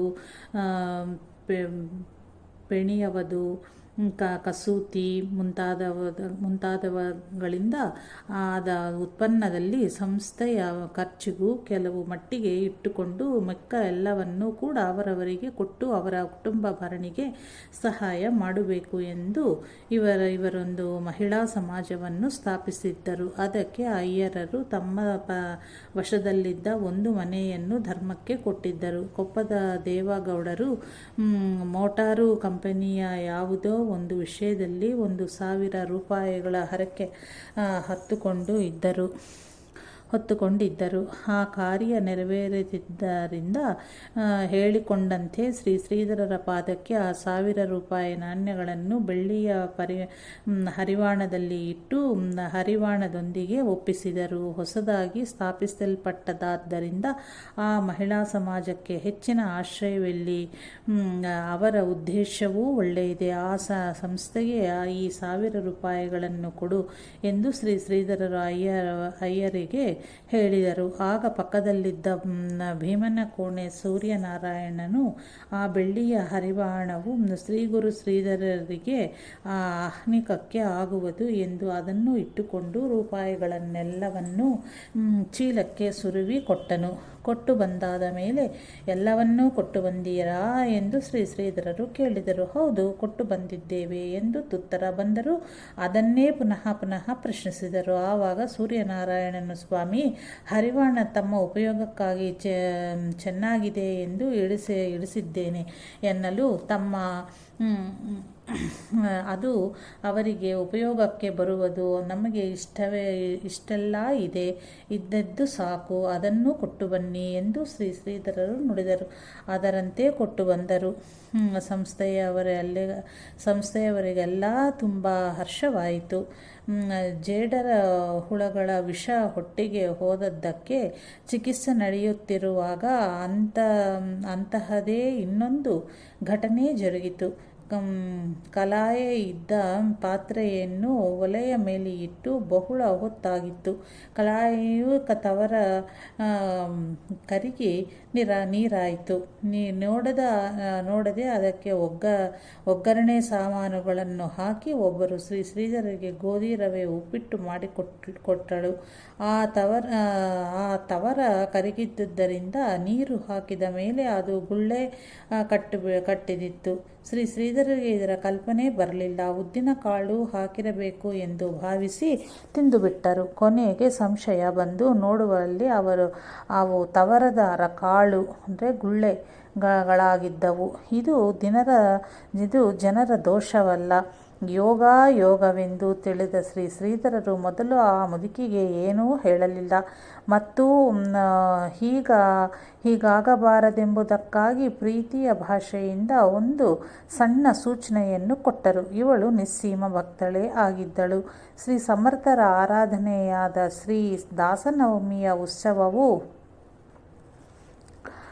ಉತ್ಸವವು ಸಮೀಪಿಸಿತ್ತು. ಶ್ರೀಧರರು ಈ ಸಲ ದೊಡ್ಡ ಪ್ರಮಾಣಕ್ಕೆ ಹೋಗದೆ ಶ್ರೀ ಅಯ್ಯರರ ಮನೆಯಲ್ಲೇ ಕಳಶ, ಫೋಟೋ, ಶ್ರೀ ದಾಸಬೋಧೆ ಗ್ರಂಥವನ್ನು ಇಟ್ಟು ಸಣ್ಣ ಪ್ರಮಾಣದಲ್ಲಿ ಶ್ರೀ ಸಮರ್ಥರ ಉತ್ಸವವನ್ನು ಪೂರ್ಣಗೊಳಿಸಿದರು. ವಿನಿಯೋಗಕ್ಕೆ ಕೆಲವರು ವೈದಿಕರು ಬರುತ್ತಿದ್ದರು. ಶ್ರೀಧರರು ಬಂದ ಜನರಿಗೆ ಶ್ರೀ ಸಮರ್ಥ ಅವತಾರದ ಮತ್ತು ಅವರು ಮಾಡಿದ ಕಾರ್ಯದ ಪರಿಚಯವನ್ನು ಮಾಡಿಕೊಟ್ಟರು. ಇದ್ದುದರಲ್ಲಿ ಶ್ರೀ ಸಮರ್ಥರ ಉತ್ಸವವು ಒಳ್ಳೆಯದಾಗಿ ನಡೆಯಿತು. ಶ್ರೀ ದಾಸನವಮಿಯ ದಿನ ಶ್ರೀಧರರು ಸಂಸ್ಕೃತದಲ್ಲಿ ಶ್ರೀ ಸಮರ್ಥ ಪಂಚರತ್ನ ಸೂತ್ರ ಎಂಬ ಸ್ತೋತ್ರವನ್ನು ಕಾರ್ದೂಲ ವಿಕ್ರೀಡ ವೃತ್ತದಲ್ಲಿ ರಚಿಸಿದರು. ಅದರ ಮೊದಲನೆಯ ಶ್ಲೋಕ ಈ ರೀತಿ ಇದೆ.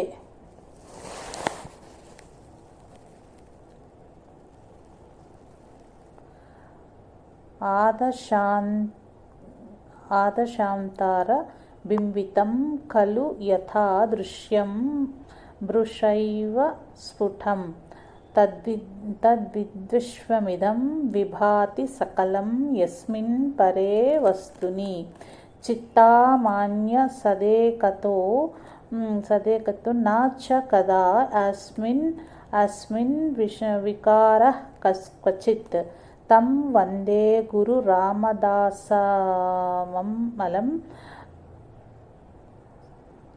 ರಾಮದಾಸಮಮಲಂ ಸಚ್ಚಿತ್ವರೂಪಂ ಶಿವಂ.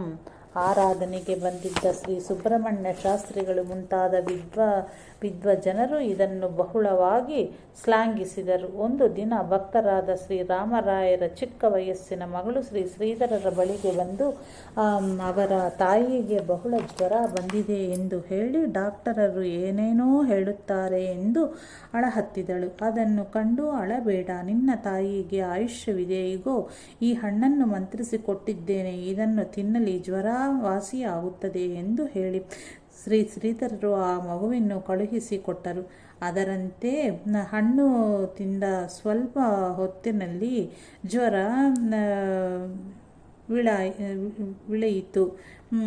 ಇಳಿಯಿತು. ಮರುದಿನವೇ ಆನಂದದಿಂದ ಬಂದು ಪತಿಗಳಿಬ್ಬರೂ ಶ್ರೀಧರರ ದರ್ಶನವನ್ನು ಮಾಡಿ ಮನೆಗೆ ಹೋದರು. ಈ ಘಟನೆಯಾದ ಮೇಲೆ ಬಾಧೆಯವರು ಶಾಲೆಯವರು ತೀರ್ಥಕ್ಕೆ ಬಂದು ಎಷ್ಟೋ ಜನರು ಗುಣ ಹೊಂದಿದರು. ಈ ಘಟನೆ ಆದ ಮೇಲೆ ಬಾಧೆಯವರು ಕಾಯಿಲೆಯವರು ತೀರ್ಥಕ್ಕೆ ಬಂದು ಎಷ್ಟೋ ಜನರು ಗುಣ ಹೊಂದಿದರು. ಚಿಕ್ಕಮಗಳೂರಿನಲ್ಲಿ ಒಬ್ಬರು ಡಾಕ್ಟರ್ ಇದ್ದರು. ಇವರು ಮಂತ್ರಾಲಯದ ಶ್ರೀ ರಾಘವೇಂದ್ರ ಸ್ವಾಮಿಗಳ ಭಕ್ತರಾಗಿದ್ದರು. ಶ್ರೀಧರರು ಚಿಕ್ಕಮಗಳೂರಿಗೆ ಬಂದು ಕೆಲವು ದಿವಸಗಳಾದ ಮೇಲೆ ಒಂದು ದಿನ ಈ ಡಾಕ್ಟರಿಗೆ ರಾತ್ರಿ ಸ್ವಪ್ನದಲ್ಲಿ ಶ್ರೀ ರಾಘವೇಂದ್ರ ಸ್ವಾಮಿಗಳು ಕಾಣಿಸಿಕೊಂಡರು. ನಾನು ಈ ಊರಿಗೆ ಬಂದು ಇಷ್ಟು ದಿವಸಗಳಾದರೂ ನೀನು ಏಕೆ ನನ್ನ ದರ್ಶನಕ್ಕೆ ಬಂದಿಲ್ಲ ಎಂದು ಕೇಳಿ ದರ್ಶನ ಪಡೆಯಲು ಸೂಚಿಸಿ ಅದೃಶ್ಯರಾದರು. ಮರುದಿವಸ ಈ ಊರಿನಲ್ಲಿ ಯಾರೂ ಮಹಾತ್ಮರು ಬಂದಿದ್ದಾರೆ ಎಂದು ವಿಚಾರಿಸಿ ಸಾಯಂಕಾಲ ಚಿಕಿತ್ಸಾಲಯದಿಂದ ನೇರವಾಗಿ ಇಲ್ಲಿಗೆ ಬಂದಾಗ ಶ್ರೀ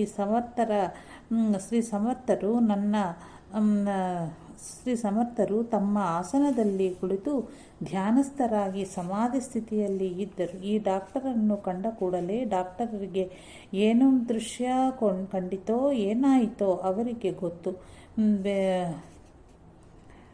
ಬೆದರಿದವನ ಹಾಗೆ ಒಮ್ಮೆಲೆ ಕೆಳಗಿಳಿದರು. ಏನೆಂಬುದು ಮೊದಲು ಯಾರಿಗೂ ತಿಳಿಯಲಿಲ್ಲ. ಕೆಳಗಿಳಿದ ನಂತರ ಡಾಕ್ಟರು ಶಿಷ್ಯರನ್ನುದ್ದೇಶಿಸಿ, ನಾನು ದೊಡ್ಡ ಅಪರಾಧವೆಸಗಿದೆ. ಇವರ ದರ್ಶನವನ್ನು ನನ್ನ ಈ ಕೋಟು ಬೂಟು ಪ್ಯಾಂಟು ಪೋಷಾಕಿನಿಂದ ಮಾಡಬಾರದಿತ್ತು. ಇವರು ಸಾಕ್ಷಾತ್ ಪರಮಾತ್ಮನೇ ಸರಿ, ನನಗೆ ಒಂದು ಪಂಚೆ ಶಲ್ಯವನ್ನು ಕೊಡರಿ ಎಂದು ಕೇಳಿ ಕೈಗಾಳುಗಳನ್ನು ತೊಳೆದು ಧೂತ್ರವನ್ನುಟ್ಟು ದರ್ಶನಕ್ಕೆ ಮೇಲೆ ಹೋದರು. ಶ್ರೀಧರರು ಬಹಿರ್ಮುಖವಾಗಿರುವಾಗ ಸುಮ್ಮನೆ ಕುಳಿತಿದ್ದು, ಅನಂತರ ದರ್ಶನವನ್ನು ಪಡೆದು ತಮಗಾಗಿದ್ದ ಸ್ವಪ್ನದ ವೃತ್ತಾಂತವನ್ನು ನಿವೇದಿಸಿ ಧನ್ಯತೆಯನ್ನು ವ್ಯಕ್ತಪಡಿಸಿದರು.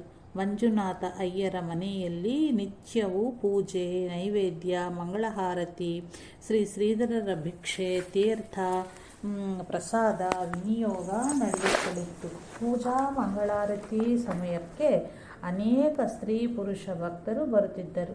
ಸಾಯಂಕಾಲ ನಿತ್ಯವೂ ಶ್ರೀಧರರಿಂದ ಪ್ರವಚನವೂ ಆಗುತ್ತಿತ್ತು. ಪೂಜಾ ಮಂಗಳಹಾರತಿ ಸಮಯದಲ್ಲಿ ಬಂದವರಿಗೆಲ್ಲ ಪ್ರಸಾದ ವಿನಿಯೋಗ ಆಗಬೇಕೆಂದು ಶ್ರೀಧರರ ಆದೇಶ. ಅದರಂತೆ ನಡೆಯುತ್ತಿತ್ತು.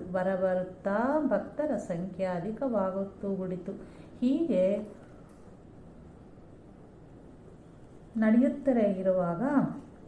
ನಡೆಯುತ್ತಲಿರಲಾಗಿ ಅದೊಂದು ದಿವಸ ಚಿಕ್ಕಮಗಳೂರಿನ ಎಲ್ಲ ಜನಾಂಗದ ಭಕ್ತರು ಅಧಿಕ ಸಂಖ್ಯೆಯಲ್ಲಿ ಬಂದಿದ್ದರು. ಪೂಜಾದಿಗಳೆಲ್ಲ ನೆರವೇರಿ ಭಿಕ್ಷೆಗೆ ಮುಂಚೆ ಶ್ರೀಧರರೇ ಭಕ್ತರನ್ನು ಉದ್ದೇಶಿಸಿ ಎಲ್ಲರೂ ಪ್ರಸಾದ ಸ್ವೀಕರಿಸಿ ಹೋಗಬೇಕೆಂದು ಹೇಳಿದರು. ಮನೆ ಯಜಮಾನ ಅಯ್ಯರರಿಗೆ ಯೋಚನೆ ಹಿಡಿಯಿತು. ಕಾರಣ, ಆ ದಿವಸ ನಿರ್ದಿಷ್ಟ ಜನರಿಗೆ ಮಾತ್ರ ಭೋಜನಕ್ಕೆ ಅಡಿಗೆ ಮಾಡಿದ್ದರು.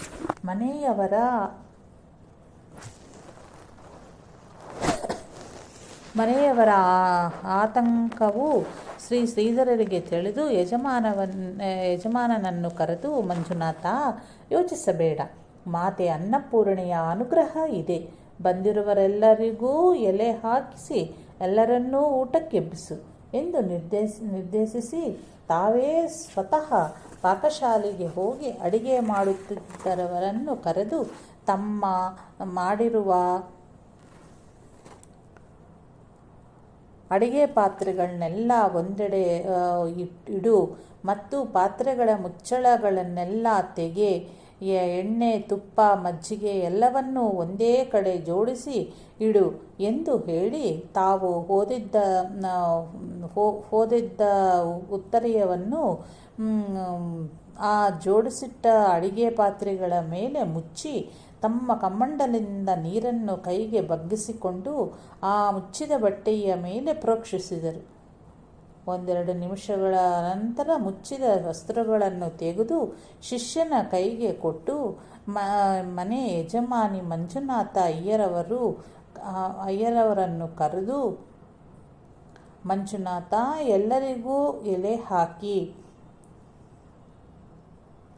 ಕೂಡಿಸಿ ಬಡಿಸಿರುವಂತೆ ಹೇಳು. ಅನಂತರ ನಮಗೆ ಭಿಕ್ಷೆ ಯೋಚಿಸಬೇಡ ಎಂದು ಆದೇಶವಿತ್ತು. ಮನೆಯ ಎಲ್ಲ ಕಡೆಯಲ್ಲಿ ಎಲೆ ಹಾಕಿಸಿ ಬಂದಿದ್ದ ಸ್ತ್ರೀ ಪುರುಷ ಭಕ್ತರನ್ನೆಲ್ಲರನ್ನೂ ವರ್ಣಾಶ್ರಮದಂತೆ ಊಟಕ್ಕೆ ಕೂರಿಸಿ ಎಲ್ಲರಿಗೂ ಬಡಿಸುವಂತೆಯೂ ಯಾರೂ ಊಟ ಮಾಡದೆ ಹೋಗಬಾರದಾಗಿಯೂ ತಿಳಿಸಿ ತಾವೇ ಖುದ್ದು ಎಲ್ಲ ಕಡೆಯೂ ಓಡಾಡುತ್ತಾ ಎಲ್ಲ ಮೇಲಾಚರಣೆಯನ್ನು ನಡೆಸುತ್ತಿದ್ದರು. ಬಂದಿದ್ದ ಎಲ್ಲರೂ ಅತ್ಯಧಿಕ ಸಂತೋಷ, ಆಶ್ಚರ್ಯ, ಉತ್ಸಾಹಗಳಿಂದ ಬಡಿಸುವ, ಉಪಚರಿಸುವ, ಅಡಿಗೆಯನ್ನು ಪಾತ್ರೆಗಳಲ್ಲಿ ತೋಡಿ ಕೊಡುವ ಕೆಲಸದಲ್ಲಿ ನಿರತರಾದರು. ಮೊದಲನೆಯ ಪಂಕ್ತಿಯ ಊಟನೂ ಆಯಿತು. ಎರಡನೆಯ ಪಂಕ್ತಿಯಲ್ಲೂ ಅಷ್ಟೇ ಜನರಿದ್ದರು. ಬಡಿಸುವವರಿಗೆ ಅಡಿಗೆ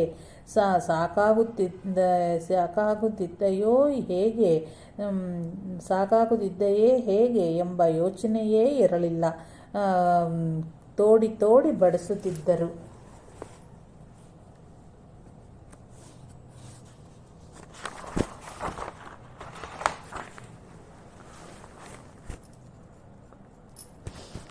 ಬಹಳ ಹೊತ್ತಾಯಿತು. ಗುರುಗಳಿಗೆ ಭಿಕ್ಷವಾಗವಿಲ್ಲವೆಂಬ ಚಿಂತೆ ಮನೆಯವರಿಗೆ.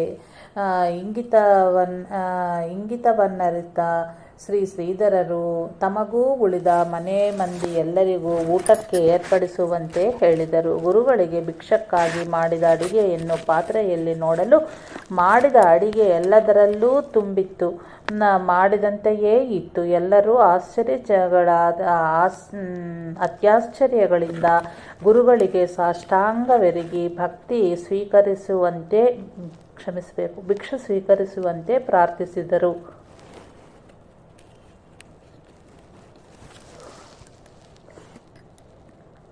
ಮಂಜುನಾಥ ಪದ್ಧತಿಯಂತೆ ಭಿಕ್ಷೆ ನೀಡು ಎಂಬ ಗುರುವಾಕ್ಯವನ್ನು ಆಲಿಸಿದ ಶಿಷ್ಯರು ಮಾಡಿದ್ದ ಅಡಿಗೆಯನ್ನು ಒಂದು ಹರಿವಾಣದಲ್ಲಿ ಹಾಕಿ ಕಲಿಸಿ ಗುರುಗಳಿಗೆ ಬೊಗಸೆ ತುಂಬ ಭಕ್ತಿಭಾವದಿಂದ ನೀಡಿದರು. ಈ ರೀತಿಯ ಕರ್ತಲ ಭಿಕ್ಷೆ ಶ್ರೀಗಳವರ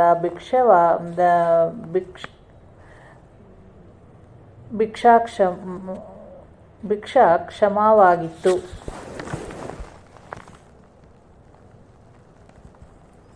ಈ ರೀತಿಯ ಕರ್ತಲ ಭಿಕ್ಷವೇ ಶ್ರೀಗಳರವರ ಭಿಕ್ಷಾಕ್ರಮವಾಗಿತ್ತು. ಭಿಕ್ಷಾ ಆದ ಅನಂತರ ಶ್ರೀ ಶ್ರೀಧರರು ಅಯ್ಯರವರ ಮನೆಯವರು, ಶಿಷ್ಯರು, ವಾಚಕರು ಇನ್ನೂ ಊಟ ಆಗದೆ ಇದ್ದವರನ್ನೆಲ್ಲ ಒಂದೇ ಸಾರಿ ಕಡೇ ಪಂಕ್ತಿ ಊಟಕ್ಕೆ ಕುಳಿತುಕೊಳ್ಳುವಂತೆ ತಿಳಿಸಿದರು. ಅಂತೆಯೇ ಎಲ್ಲರೂ ಊಟಕ್ಕೆ ಕುಳಿತರು. ಆಗಿದ್ದವರು ಬಡಿಸುತ್ತಿದ್ದರು. ಕಡೇ ಪಂಕ್ತಿಯಲ್ಲಿ ಕುಳಿತಿದ್ದವರೆಲ್ಲರಿಗ ಸರಿಯಾಗಿ ಊಟವಾಗಿ ಅಡಿಗೆ ಪದಾರ್ಥಗಳನ್ನೆಲ್ಲ ಸಾಕಾಗಿ ಪಾತ್ರೆ ತೊಳೆಯುವ ಕೆಲಸಗಾರಿಗೆ ಮಾತ್ರ ಉಳಿಯಿತು. ಆದರೆ ಕುಡಿಯುವ ನೀರು ಮಾತ್ರ ಕೊನೆ ಪಂಕ್ತಿಯಲ್ಲಿ ಕುಳಿತವರಿಗೆ ಸಾಕಾಗಲಿಲ್ಲ. ಕಾರಣ ಶ್ರೀ ಶ್ರೀಧರರು ತಮ್ಮ ಉತ್ತರೆಯ ಹೊದಿಸಿ ಕಮಂಡಲೋದಕವನ್ನು ಪ್ರೋಕ್ಷಿಸುವಾಗ ನೀರಿನ ಪಾತ್ರೆಯನ್ನು ಅಲ್ಲಿ ಇಟ್ಟಿರಲಿಲ್ಲ. ಅಲ್ಲೇ ಬಾವಿನಲ್ಲಿ ಇದ್ದುದರಿಂದ ಅದರಿಂದ ನೀರನ್ನು ಒದಗಿಸಲಾಯಿತು. ಶ್ರೀ ಶ್ರೀಧರರು ಮಹಿಮೆ ಜನಜನಿತವಾಗಿ ಶ್ರೀ ಶ್ರೀಧರ ಗುರು ಮಹಿಮೆ ಜನಜನಿತರಾಗಿ ಊರಿನಲ್ಲಿ ಎಲ್ಲ ಪ್ರಚುರವಾಗಿ ಸಾಯಂಕಾಲದ ಪ್ರವಚನಕ್ಕೆ ಅಧಿಕ ಸಂಖ್ಯೆಯಲ್ಲಿ ಜನ ಸೇರಿದ್ದರು.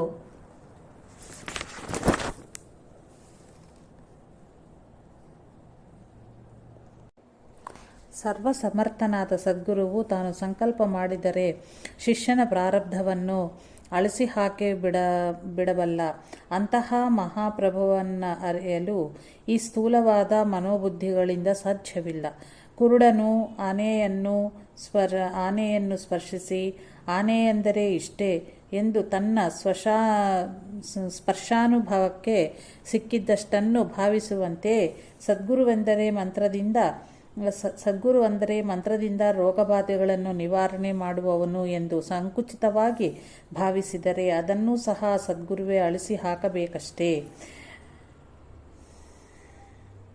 ಒಂದು ದಿನ ಮಧ್ಯಾಹ್ನದ 3-4 ಗಂಟೆಯ ಸಮಯ. ಶ್ರೀ ಶ್ರೀಧರರು ಅಯ್ಯರರ ಮನೆಯ ಮಾಳಿಗೆ ಮೇಲಿನ ವಿಶ್ರಾಂತಿ ಕೋಣೆಯಲ್ಲಿ ಕುಳಿತಿರುವಾಗ ಭಾರತ ಮಾತಾ ಕಿ ಜೈ ಎಂಬ ಜಯಘೋಷ ಕೇಳಿಸಿತು. ಶ್ರೀ ಶ್ರೀಧರರ ದೃಷ್ಟಿಯು ರಸ್ತೆ ಕಡೆಗೆ ತಿರುಗಿ ನೋಡುವಾಗ ಅದು ದೇಶಭಕ್ತರ ಸತ್ಯಾಗ್ರಹದ ಕಂಡವಾಗಿತ್ತು. ಸ್ವಲ್ಪ ಕಾಲದಲ್ಲಿಯೇ ವ್ಯಾನಿನಲ್ಲಿ ರಿಸೀವರ್ ಪೊಲೀಸರ್ ದೊಡ್ಡ ತಂಡವೊಂದು ಬರುವುದು ಕಾಣಿಸಿತು. ಪ್ರಕರಣ ವಿಕೋಪಕ್ಕೆ ಹೋಗುವ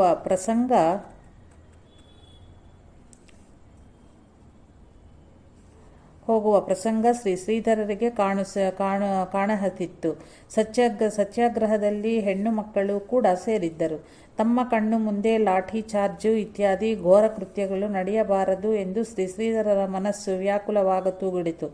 ಈ ಕಾಲಕ್ಕೆ ಧಾರಾಕಾರವಾಗಿ ಮಳೆ ಸುರಿದರೆ ಈ ಪೊಲೀಸರು ತಾವಾಗಿಯೇ ಹೊರಟು ಹೋಗುವರೆಂಬ ಒಂದು ಕಲ್ಪನೆಯ ಮನಸ್ಸಿಗೆ ಬಂದು ಶ್ರೀಧರರು ಮಳೆಗಾಗಿ ಪ್ರಾರ್ಥನೆ ಮಾಡುವುದೊಂದೇ ತಡ.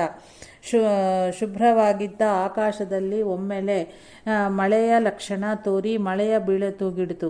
ಮಳೆಯು ಪ್ರಾರಂಭವಾಗತೊಡನೆ ಅಲ್ಲಿಂದ ಪೊಲೀಸರು ಕಾಲು ಕಿತ್ತರು. ಘೋರ ಪ್ರಸಂಗ ಶಾಂತವಾಯಿತು. ಈ ಶ್ರೀಧರರಿಗೆ ಆನಂದವಾಯಿತು. ಕಡೂರಿನ ಸಮೀಪ ಸಾಧಾರಣ 5 ಮೈಲು ದೂರದಲ್ಲಿ ಇದ್ದ ಕುಂತಿಹೊಳೆ ಎಂಬ ಊರಿನ ಶ್ರೀರಾಮಕ್ಷೇತ್ರಕ್ಕೆ ಶ್ರೀಧರರನ್ನು ಕರೆದೊಯ್ಯಬೇಕೆಂದು ಅಯ್ಯರರ ಮನಸ್ಸಿಗೆ ಬಂದು ಅಲ್ಲಿಯ ಶ್ರೀರಾಮನ ಸಂದರ್ಶನವನ್ನು ಮಾಡಿಸಿದರು. ಇದು ನದಿಯ ದಡದಲ್ಲಿ ಇದ್ದು ರಮ್ಯ ಹಾಗೂ ಏಕಾಂತ ಸ್ಥಳವಾಗಿರುವುದು. ಇಲ್ಲಿ ಒಂದು ಸೀತಾ ಕುಂಡವೂ ಇದೆ. ಈ ಸ್ಥಳವನ್ನು ನೋಡಿ ಶ್ರೀಧರರಿಗೆ ಬಹಳ ಆನಂದವಾಯಿತು. ಈ ಭಾಗ್ಯಕ್ಕೆ ಮಹಾತ್ಮರೊಬ್ಬರ ಶಾಪ ಬಂದಿರುವುದರಿಂದ ಇಲ್ಲಿ ಮಳೆ ಬೆಳೆ ಸರಿಯಾಗಿ ಆಗುವುದಿಲ್ಲವೆಂಬುದಾಗಿ ಅಲ್ಲಿಯ ಜನರ ಹೇಳಿಕೆಯ ಮೇರೆಗೆ ಶ್ರೀಧರರು ಶ್ರೀರಾಮನ ಮತ್ತು ಆ ಮಹಾತ್ಮರ ಪ್ರಾರ್ಥನೆಯನ್ನು ಮಾಡಿ ಆ ಶಾಪವನ್ನು ತೆಗೆದುಹಾಕಿದರು.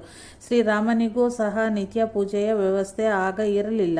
ಅರ್ಚಕರ ಒಂದು ಕುಟುಂಬಕ್ಕೆ ಸಾಕಾಗುವಷ್ಟು ಜಮೀನಿನ ವ್ಯವಸ್ಥೆ ಮಾಡಿಸಿಕೊಟ್ಟು ಅವರಿಂದ ಶ್ರೀರಾಮನ ನಿತ್ಯ ಪೂಜೆ ನಡೆಯುವಂತೆ ಏರ್ಪಡಿಸಲು ಅಯ್ಯರಿಗೆ ಶ್ರೀಧರರು ತಿಳಿಸಿದರು.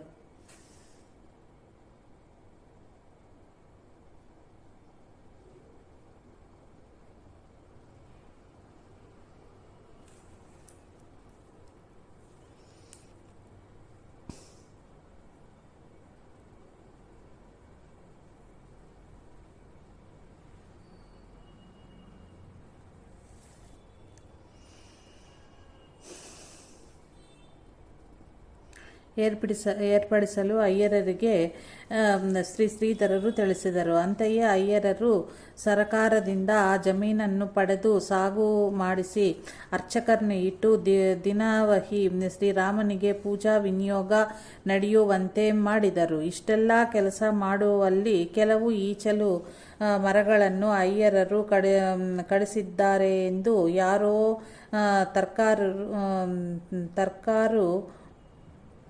ತರ್ಕಾರರು ಅರ್ಜಿ ಹಾಕಿ ಅಧಿಕಾರಿಗಳು ನೋಡಲು ಬರುತ್ತಾರೆ ಎಂದು ಅಯ್ಯರರಿಗೆ ಯಾರೋ ಹೇಳಿದರು.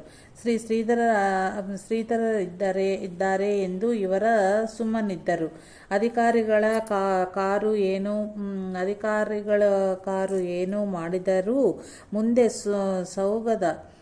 ಮುಂದೆ ಸಾಗದ ಅಂದರೆ ಚಲಿಸದ ಅವರು ಹಿಂದಕ್ಕೆ ತಿರುಗು ಹೋದರು. ದೇವರ ಸೇವೆಗಾಗಿ ಅಲ್ಲಿ ಕೆಲಸವು ನಡೆದಿದೆ ಎಂದು ಅವರಿಗೆ ಗೊತ್ತಾಗದ ಮೇಲೆ ಇದರ ಸುದ್ದಿಗೆ ತಿರುಗಿ ಅವರು ಬರಲಿಲ್ಲ. ಸೋಮಾಪುರ. ಅಯ್ಯರರು ಶ್ರೀಧರರನ್ನು ಭದ್ರಾವತಿಗೆ ಸಮೀಪದಲ್ಲಿ ಇರುವ ಸೋಮಾಪುರ ಕ್ಷೇತ್ರಕ್ಕೆ ಕರೆದುಕೊಂಡು ಹೋದರು.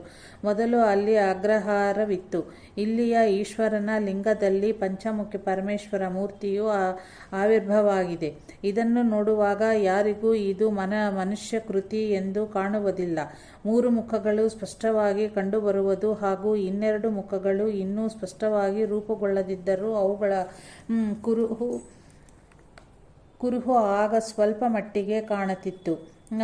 3 ಮುಖಗಳನ್ನು ನೋಡಿ ಇಲ್ಲಿಯವರೆಲ್ಲ ಲಿಂಗದಲ್ಲಿ ಶ್ರೀ ದತ್ತಾತ್ರೇಯನ ಆವಿರ್ಭಾವ ಆಗಿದೆ ಎಂದು ನಿಶ್ಚಯಿಸಿದರು.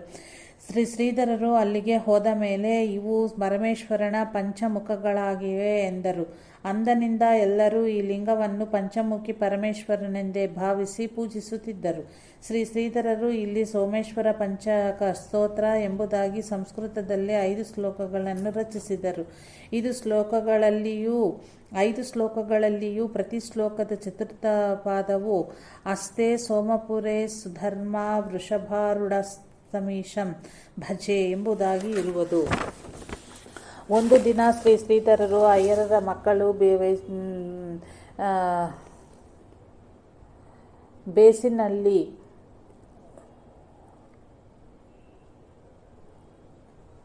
ಊಟ ಮಾಡುವುದನ್ನು ಕಂಡು ಅಯ್ಯರರನ್ನು ಕರೆದು ಮಕ್ಕಳ ಊಟಕ್ಕೆ ಬೆಳ್ಳಿ ಬಟ್ಟಲನ್ನು ಮಾಡಿಸಿ ಎಂದರು.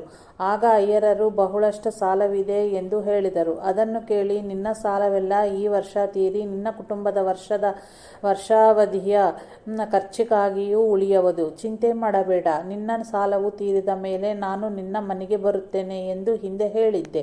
ನಿನ್ನ ಆಗ್ರಹದಿಂದ ಸ್ಥಳ ಮೊದಲೇ ಬಂದ ಹಾಗಾಯಿತು. ಆಗಲಿ, ಬಂದ ಮೇಲಾದರೂ ಅದು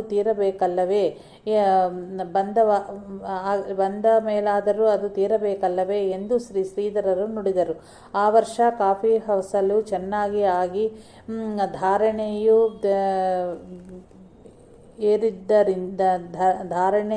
ಏರಿದ್ದರಿಂದ ಒಳ್ಳೆಯದಾಗಿಯೇ ಅಯ್ಯರರ ಸಾಲವೂ ತೀರಿ ಹೋದದ್ದಲ್ಲದೆ ವರ್ಷಾವಧಿ ಖರ್ಚಿಗೆ ಸಾಕಾಗುವಷ್ಟು ಹಣವೂ ಉಳಿಯಿತು. ಅಯ್ಯರರು ತಮ್ಮ ಮನೆಗೆ ಶ್ರೀಧರ ನಿವಾಸ ಎಂದು ಹೆಸರಿಟ್ಟರು.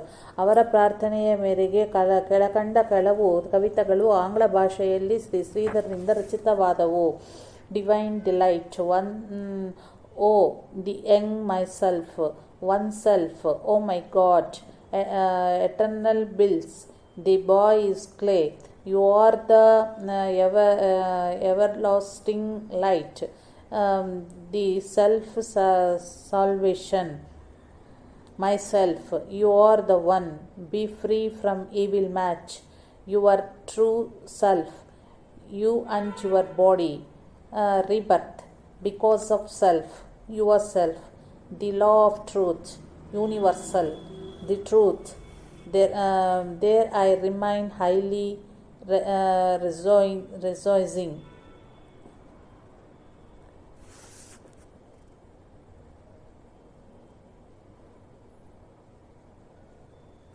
The love of truth, desire, way of salvation.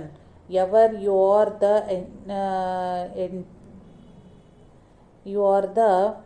entity. The one and the man, the one and the many. You are He. Worship purity, divine light.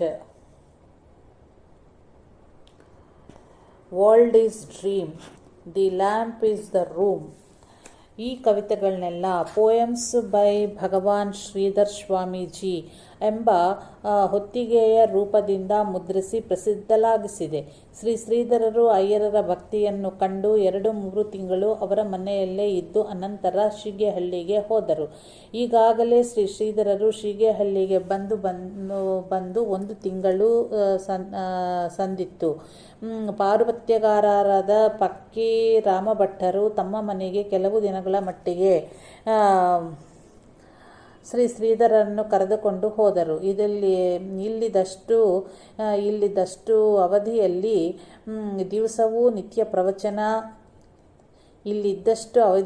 ದಿವಸವೂ ನಿತ್ಯ ಪ್ರವಚನ ಮತ್ತು ಸಾಧಕರ ಶಂಕಾ ಸಮಾಧಾನವೂ ನಡೆಯಿತು.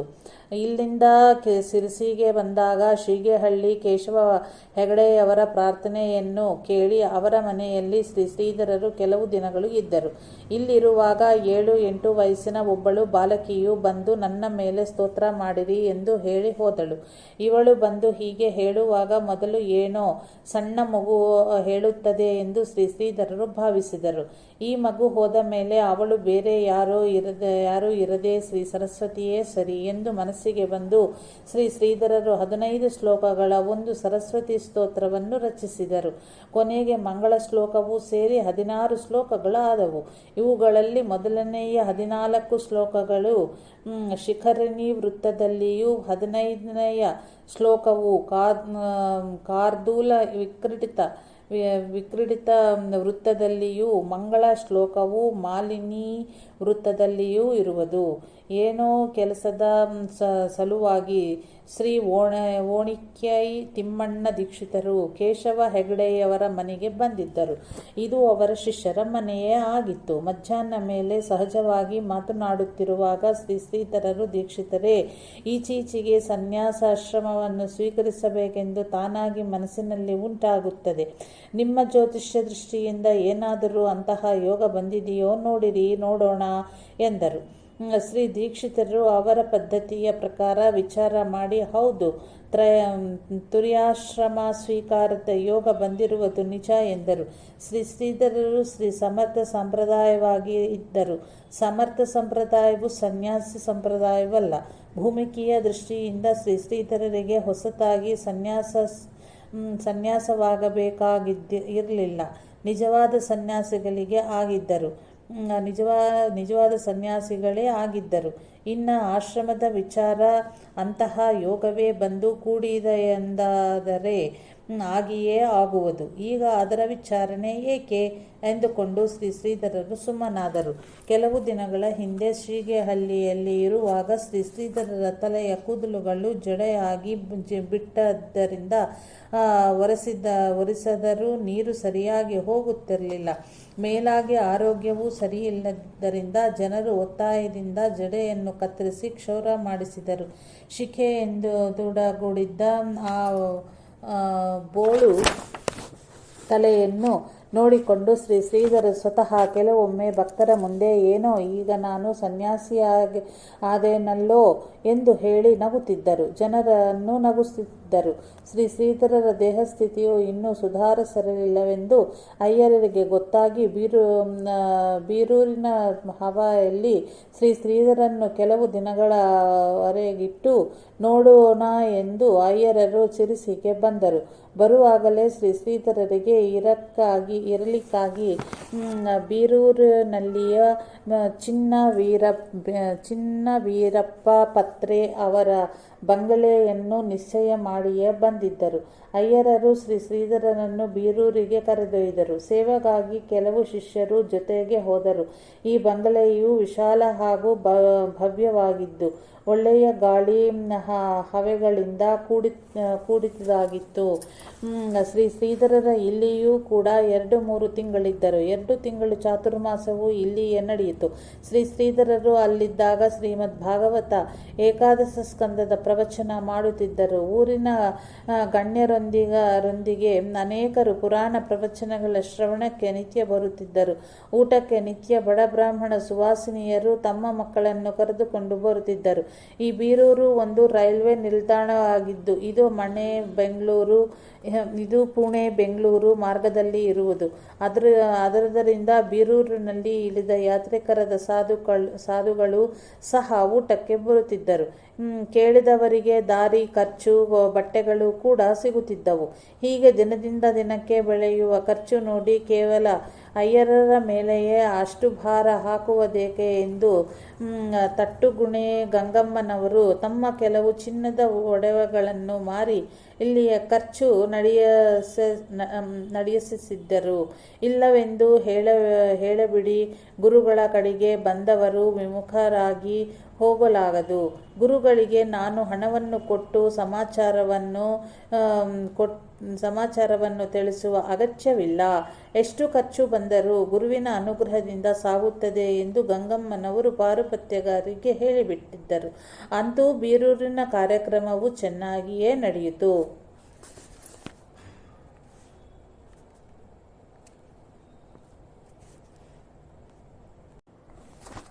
ಮೃತ್ಯುವಿಗೆ ಆಜ್ಞೆ. ಬೀರೂರಿಹಳ್ಳಿ ಶ್ರೀ ನಂಜುಂಡಯ್ಯ ಎಂಬ ಕನ್ನಡ ಸಾಹಿತಿಗಳು ಶ್ರೀ ಶ್ರೀಧರರಲ್ಲಿ ಯಾವುದಾದರೂ ಸೇವೆಯ ಭಾಗ್ಯ ಕೊಡಿ ಎಂದು ಪ್ರಾರ್ಥಿಸಿದಾಗ ಶ್ರೀ ಶ್ರೀಧರರು ವೇದಾಂತ ವಿಷಯದ ಮೇಲೆ ಬರೆದ ಸ್ವಾತ್ಮನಿರೂಪಣ ಎಂಬ ಗ್ರಂಥದ ಭಾಷಾಂತರವನ್ನು ಕನ್ನಡ ಪದ್ಯದಲ್ಲಿ ಮಾಡಲು ಅಪ್ಪಣೆ ಇತ್ತರು. ಭಾಮಿನಿ ಷಟ್ಪದಿಯಲ್ಲಿ ಗ್ರಂಥ ರಚನೆಯಾಗಿತ್ತು. ಮಧ್ಯದಲ್ಲಿ ಕೆಲವು ಸಲ ಹರಿಯದಿರುವಾಗ ಕಾವ್ಯದ ಸ್ಫುರಣೆಯಾಗದಿರುವಾಗ ಶ್ರೀ ಶ್ರೀಧರರು ಇವರ ಶಿರದಲ್ಲಿ ಕರವನ್ನಿಟ್ಟು ಆಶೀರ್ವದಿಸಿದ್ದರು. ಕೂಡಲೇ ಒಳ್ಳೆಯ ಸ್ಫೂರ್ತಿ ಉಂಟಾಗಿತ್ತು. ಈ ರಚನಾ ಕಾರ್ಯ ನಡೆಯುತ್ತಿರುವಾಗ ಶ್ರೀ ನಂಜುಂಡಯ್ಯವರು ಪ್ರಾಣಾಂತಿಕ ಕಾಯಿಲೆಗೆ ಒಳಗಾದರು. ಆಗ ಇವರು ಶ್ರೀ ಶ್ರೀಧರರ ಚರಣಗಳನ್ನು ಅಪ್ಪಿ ಹಿಡಿದು, ಈ ಗ್ರಂಥ ಪೂರ್ಣವಾದ ಮೇಲೆ ದೇಹ ಬಿದ್ದರೂ ಅಡ್ಡಿಯಿಲ್ಲ, ಅವರಿಗೆ ನನಗೆ ಆಯುಷ್ಯ ಕೊಟ್ಟು ಈ ಗ್ರಂಥದ ಸೇವೆಯನ್ನು ಪೂರ್ಣಪಡಿಸಿಕೊಳ್ಳಬೇಕೆಂದು ಪ್ರಾರ್ಥಿಸಿಕೊಂಡರು. ಆಗಲಿ, ನಿನ್ನಿಂದ ಆ ಗ್ರಂಥವು ಪೂರ್ಣವಾಗುತ್ತದೆ ಎಂದು ಶ್ರೀ ಶ್ರೀಧರರು ಆಶೀರ್ವದಿಸಿದರು.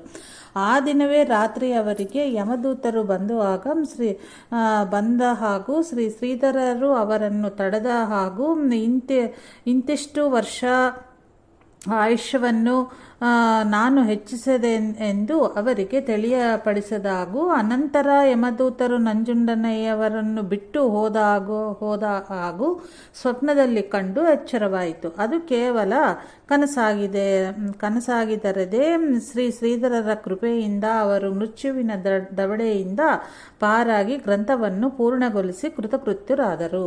ಶ್ರೀ ಶ್ರೀಧರರಿಗೆ ಸನ್ಯಾಸ ಸ್ವೀಕರಿಸುವ ಆಲೋಚನೆ ಮತ್ತೆ ಬಲವಾಗಿ ಜಾಗೃತಗೊಂಡಿತ್ತು. ಶ್ರೀ ಸಮರ್ಥರ ಅನುಜ್ಞೆಯೂ ಆಯಿತು. ಮಿಕ್ಕ ಜನರನ್ನು ಒಡಬಡಿಸುವುದಕ್ಕಾಗಿ ಶಿಷ್ಯರಾದ ಶ್ರೀ ದಿನಕರ ಸಾಧುಗಳಿಗೆ ಸಜ್ಜನಗಢದಲ್ಲಿ ಶ್ರೀ ಸಮರ್ಥರ ಸಮಾಧಿಯ ಮುಂದೆ ಚೀಟಿ ಹಾಕಿ ಸೂಚನೆ ಬಂದದ್ದನ್ನು ಕಳಿಸುವಂತೆ ಒಂದು ಪತ್ರವನ್ನು, ಬೇರೆ ಬೇರೆ ಸಂಕೇತವುಳ್ಳ 2 ಚೀಟಿಗಳನ್ನು ಕಳುಹಿಸಿಕೊಟ್ಟರು. ಸಂಕೇತದ ಚೀಟಿಗಳನ್ನು ಸಮಾಧಿಯಲ್ಲಿ ಹಾಕಿ ಸೂಚನೆ ಬಂದ 1 ಚೀಟಿಯನ್ನು ದಿನಕರರು ಕಳುಹಿಸಿಕೊಟ್ಟರು.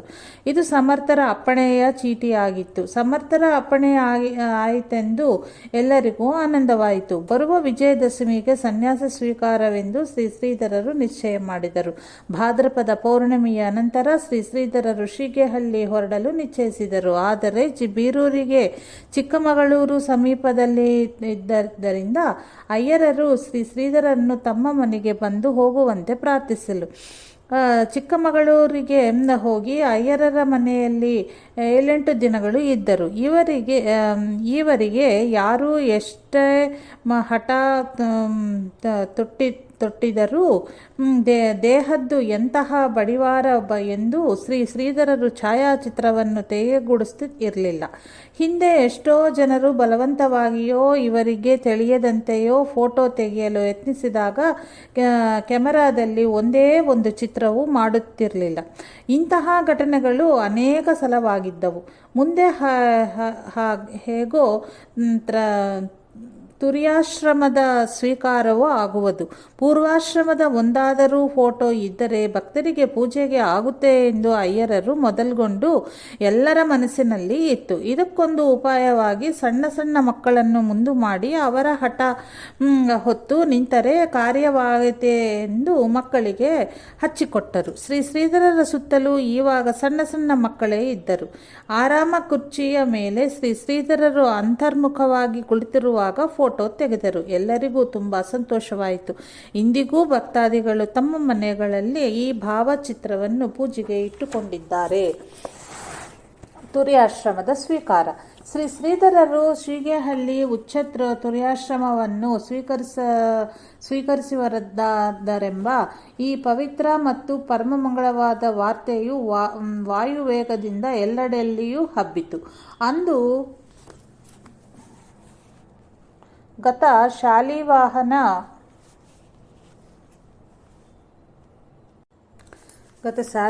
ಶಕೆ 1864 ಚಿತ್ರಭಾನು ಸಂವತ್ಸರದ ಆಶ್ವಯುಜ ಶುದ್ಧ ದಶಮಿ ಸೋಮವಾರದ ದಿನವಾಗಿತ್ತು. ವಿಜಯದಶಮಿ ಎಂಬ ಅನ್ವರ್ಥಕ ನಾಮವು ಇದ್ದಕ್ಕಿತ್ತು. ಪ್ರಾತಃಕಾಲ 9:10 ಗಂಟೆಯ ಸಮಯ. ಗುರುವು ಉಚ್ಚಸ್ಥಾನನಾದ ಕರ್ಕಾಟಕದಿಂದ ಲಗ್ನವನ್ನು ನೋಡುತ್ತಿದ್ದ ಈ ಪರಮಮಂಗಳ ಶುಭಮುಹೂರ್ತದಲ್ಲಿ ಶ್ರೀ ಶ್ರೀಧರರು ವಿಧಿವತ್ಸನ್ಯಾಸವನ್ನು ಹೊಂದಿ ತುರ್ಯಾಶ್ರಮಗಳಿಗಾಗಿ ಒಂದು ಬ್ರಹ್ಮರೂಪದಿಂದ ಉಳಿದರು. ಮಾಯೆಯ ಮೇಲೆ ಸೊನ್ನೆ ಬಿತ್ತಂದು ಈ ವಿಜಯದಶಮಿಯು ಡಂಗುರವನ್ನು ಸಾರುತ್ತಿತ್ತು. ಇದು ನೆರೆದ ಭಕ್ತ ಸಮೂಹದ ಜಯ ಘೋಷದೊಂದಿಗೆ ಮೆಳಗಹತ್ತಿತ್ತು. ಆನಂದ ಸ್ವರೂಪದ ಅರಿವು ಇರುವಗಳನ್ನಾಶ್ರಯಿಸಿ ಆನಂದ ಸ್ವರೂಪವನ್ನು ಮರೆಮಾಚಿ ಅದರ ಮರೆವೆಯಿಂದ ಜೀವೇಶ್ವರ ಭಾವಗಳನ್ನು ನಿರ್ಮಿಸಿ ಪಿಂಡ ಬ್ರಹ್ಮಾಂಡ ಪ್ರಪಂಚದ ಆಭಾಸವನ್ನು ಸುಳ್ಳು ಸುಳ್ಳು ಮಾಯೆಯ ಉಂಟು ಮಾಡುವುದು. ಈವಾಗ ಕೇವಲ ಆನಂದ ಸ್ವರೂಪದ ಪಾನದಿಂದ ಪಿಂಡ ಬ್ರಹ್ಮಾಂಡಗಳ ಉತ್ಪತ್ತಿಯೂ ಕೂಡ ನಿಷ್ಪ್ರಯೋಜಕವಾಗಿ ತೂರಿ ಬಂದುದರಿಂದ ಅವುಗಳಿಗೆ ಕಾರಣವಾದ ಜೀವೇಶ್ವರ ಭಾವಗಳನ್ನು ಅಲ್ಲಗಳೆದು ಸೃಷ್ಟಿ ಸಂಕಲ್ಪದ ಪೂರ್ತಿಗಾಗಿರುವ ಧಾರೇಶಣ ಪುತ್ರೇಶನ ವಿತ್ರೇಶಾದಿಗಳನ್ನು ತೊರೆದು ಸೃಷ್ಟಿ ಪ್ರವೃತ್ತಿ ಪರವಾದ ಸ್ತ್ರೀ ಪುರುಷ ತಥಾ ಪ್ರಕೃತಿ ಪುರುಷ ಭಾವಗಳನ್ನಳಿಸಿ ಮಾಯೆಯಿಂದ ತೋರುವ ಭಿನ್ನತ್ವ ಮತ್ತು ಅನೇಕ ತತ್ವಗಳನ್ನು ಮಾಯೆಯ ಸಮೇತವಾಗಿ ನಾನು ತ್ಯಜಿಸಿದ್ದೇನೆ ಎಂದು ತ್ರಿಪಾರ ಹೇಳಿ ಈ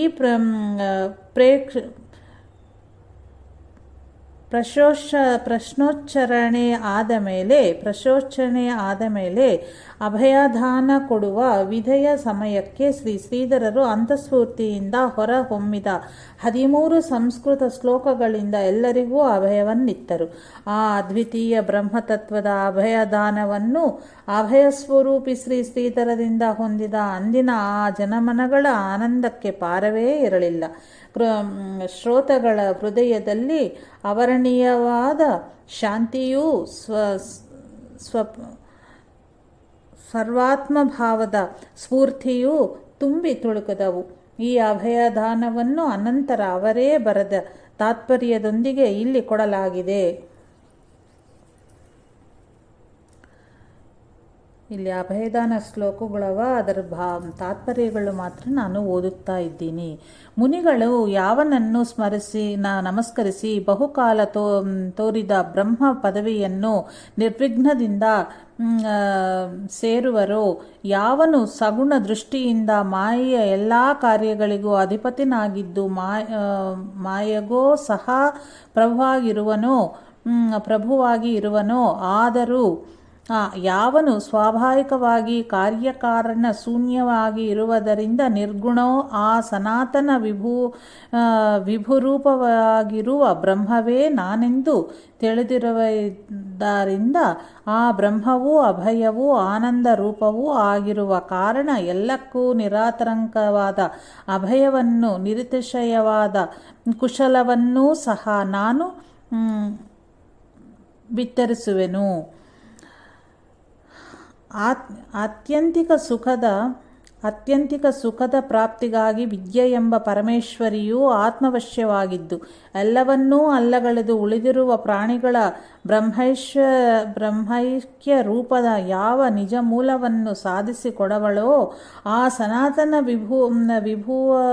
ವಿಭರೂಪವಾಗಿರುವ ಬ್ರಹ್ಮವೇ ನಾನೆಂದು ತಿಳಿದುವರಾದ್ದರಿಂದ ಆ ಬ್ರಹ್ಮವೂ ಅಭಯವೂ ಆನಂದ ರೂಪವೂ ಆಗಿರುವ ಕಾರಣ ಎಲ್ಲಕ್ಕೂ ನಿರಾತಂಕವಾದ ಅಭಯವನ್ನು ನಿರಶಿಯತವಾದ ಕುಶಲವನ್ನೂ ಸಹ ನಾನು ಬಿತ್ತರಿಸುವೆನು. 3ನೇ ಶ್ಲೋಕ ತಾತ್ಪರ್ಯ. ನಿತ್ಯದಲ್ಲಿಯೂ ಮೋಕ್ಷಶ್ರೀಯನ್ನು ಧರಿಸುವವರಾದ್ದರಿಂದ ಯಾವ ಚಿನ್ಮಯನು ಶ್ರೀಧರನೆಂಬ ಹೆಸರುಳ್ಳವನಾದನೋ, ಸ್ವಯಂ ಶಾಶ್ವತವಾಗಿದ್ದು ಯಾವನು ಜೀವಿಗಳ ಉದ್ಧಾರಕ್ಕಾಗಿ ಸದ್ಗುರುವೆಂದು ವಿಖ್ಯಾತನಾಗಿರುವನೋ, ಆ ಸನಾತನ ವಿಭರೂಪವಾಗಿ ಇರುವ ಬ್ರಹ್ಮವೇ ನಾನೆಂದು ತಿಳಿದಿರುವುದಾದ್ದರಿಂದ ಆ ಬ್ರಹ್ಮವೂ ಅಭಯವೂ ಆನಂದ ರೂಪಿಯೂ ಆಗಿರುವ ಕಾರಣ ಎಲ್ಲಕ್ಕೂ ನಿರಾತಂಕವಾದ ಅಭಯವನ್ನು ನಿರತಿಶಯವಾದ ಕುಶಲವನ್ನೂ ಸಹ ನಾನು ಬಿತ್ತರಿಸುವೆನು. 4ನೇ ಶ್ಲೋಕ ತಾತ್ಪರ್ಯ. ಯಾವುದನ್ನು ಸನಕಾದಿ ಮುನಿ ಮುಖ್ಯರು ಹೊಂದಿರುವರೋ, ಸುಖನಾದರೂ ಯಾವುದನ್ನು ಪಡೆದಿರುವನೋ, ಯಾವುದನ್ನು ಬ್ರಹ್ಮಾದಿ ದೇವತೆಗಳು ಸಹ ಕಣ್ಣಿಗೆ ಕಟ್ಟಿದಂತೆ ಇಟ್ಟುಕೊಂಡಿರುವನೋ, ಆ ಸನಾತನ ವಿಭುರೂಪವಾಗಿ ಇರುವ ಬ್ರಹ್ಮವೇ ನಾನೆಂದು ತಿಳಿದಿರುವುದಾದ್ದರಿಂದ ಆ ಬ್ರಹ್ಮವೂ ಅಭಯವೂ ಆನಂದ ರೂಪವೂ ಆಗಿರುವ ಕಾರಣ ಎಲ್ಲಕ್ಕೂ ನಿರಾತಂಕವಾದ ಅಭಯವನ್ನು ನಿರತಿಶಯವಾದ ಕುಶಲವನ್ನು ಸಹ ನಾನು ಬಿತ್ತರಿಸುವೆನು. 5ನೇ ಶ್ಲೋಕ ತಾತ್ಪರ್ಯ.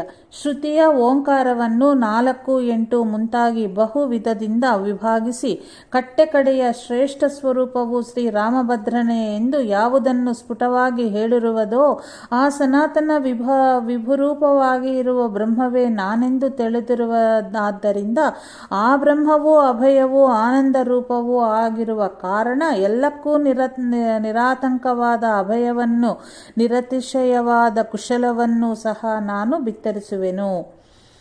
5ನೇ ಶ್ಲೋಕ ತಾತ್ಪರ್ಯ.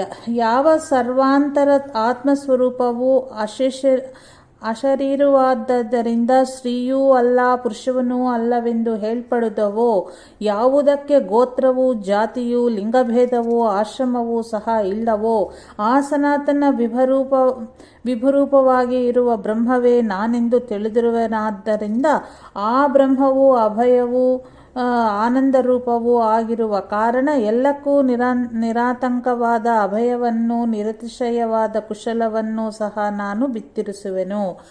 6ನೇ ಶ್ಲೋಕ ತಾತ್ಪರ್ಯ. ಯಾವುದನ್ನು ತಿಳಿಯುವುದರಿಂದ ಪುನಃ ಶೋಕ ಉಂಟಾಗುವುದೋ, ಯಾವುದನ್ನು ಶ್ರುತಿಯ ಸರ್ವಾತ್ಮನೆಂದು ಹೇಳಿರುವುದನೋ, ಯಾವುದು ಸರ್ವೋಪಾಧಿ ವರ್ಜಿತವಾದ ಶಾಂತ ನಿರ್ಗುಣ ಪದವಾಗಿ ಇರುವುದೋ ಆ ಸನಾತನ ವಿಭುರೂಪವಾಗಿ ಇರುವ ಬ್ರಹ್ಮವೇ ನಾನೆಂದು ತಿಳಿದುವನಾದ್ದರಿಂದ ಆ ಬ್ರಹ್ಮವು ಅಭಯವೂ ಆನಂದ ರೂಪವೂ ಆಗಿರುವ ಕಾರಣ ಎಲ್ಲಕ್ಕೂ ನಿರಾತಂಕವಾದ ಅಭಯವನ್ನು ನಿರತಿಶಯವಾದ ಕುಶಲವನ್ನು ಸಹ ನಾನು ಬಿತ್ತರಿಸುವೆನು. 7ನೇ ಶ್ಲೋಕ ತಾತ್ಪರ್ಯ. ಎರಡನೆಯದನ್ನು ಇಲ್ಲದ್ದರಿಂದ ಎರಡನೆಯದೇನೂ ಇಲ್ಲದ್ದರಿಂದ ಯಾವುದು ದ್ವೈತ ಅದ್ವೈತ ವಿಶಿಷ್ಟಾದ್ವೈತಗಳೆಂಬ ಭಾವಗಳಿಂದ ಶೂನ್ಯವಾಗಿರುವುದೋ, ಯಾವುದು ಸೂಕ್ಷ್ಮಾಂಕಿತ ಅತಿ ಸೂಕ್ಷ್ಮವಾಗಿದ್ದರೂ ಅಣುವುಳ್ಳವೋ, ಯಾವುದು ಮಹತೋ ಮಹಿಯಾನ್ ಎಂದು ವಿಸ್ತೃತವಾದದ್ದೋ ಆ ಸನಾತನ ವಿಭುರೂಪವಾಗಿ ಇರುವ ಬ್ರಹ್ಮವೇ ನಾನೆಂದು ತಿಳಿದಿರುವೆನಾದ್ದರಿಂದ ಆ ಬ್ರಹ್ಮವೂ ಅಭಯವೂ ಆನಂದ ರೂಪವೂ ಆಗಿರುವ ಕಾರಣ ಎಲ್ಲಕ್ಕೂ ನಿರಾತಂಕವಾದ ಅಭಯವನ್ನು ನಿಶ್ಚಯವಾದ ಕುಶಲವನ್ನು ಸಹ ನಾನು ಬಿತ್ತರಿಸುವೆನು.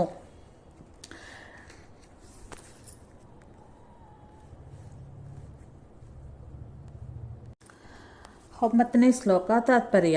ಅಜ್ಞಾನದಿಂದ ವಾಸನೆಯುಂಟಾಗಿ ಅದು ಅಸಹ್ಯವಾಗುವ ಕಾಲಕ್ಕೆ ಆಗುವ ದುಃಖವು ವಿಷಯ ಭೋಗದಿಂದಲಾದರೂ ಹೋದಿತೆಂಬ ಆಶೆಯಿಂದ ವಿಷಯ ಭೋಗದ ಭ್ರಮೆ ಉಂಟಾಗುವುದು.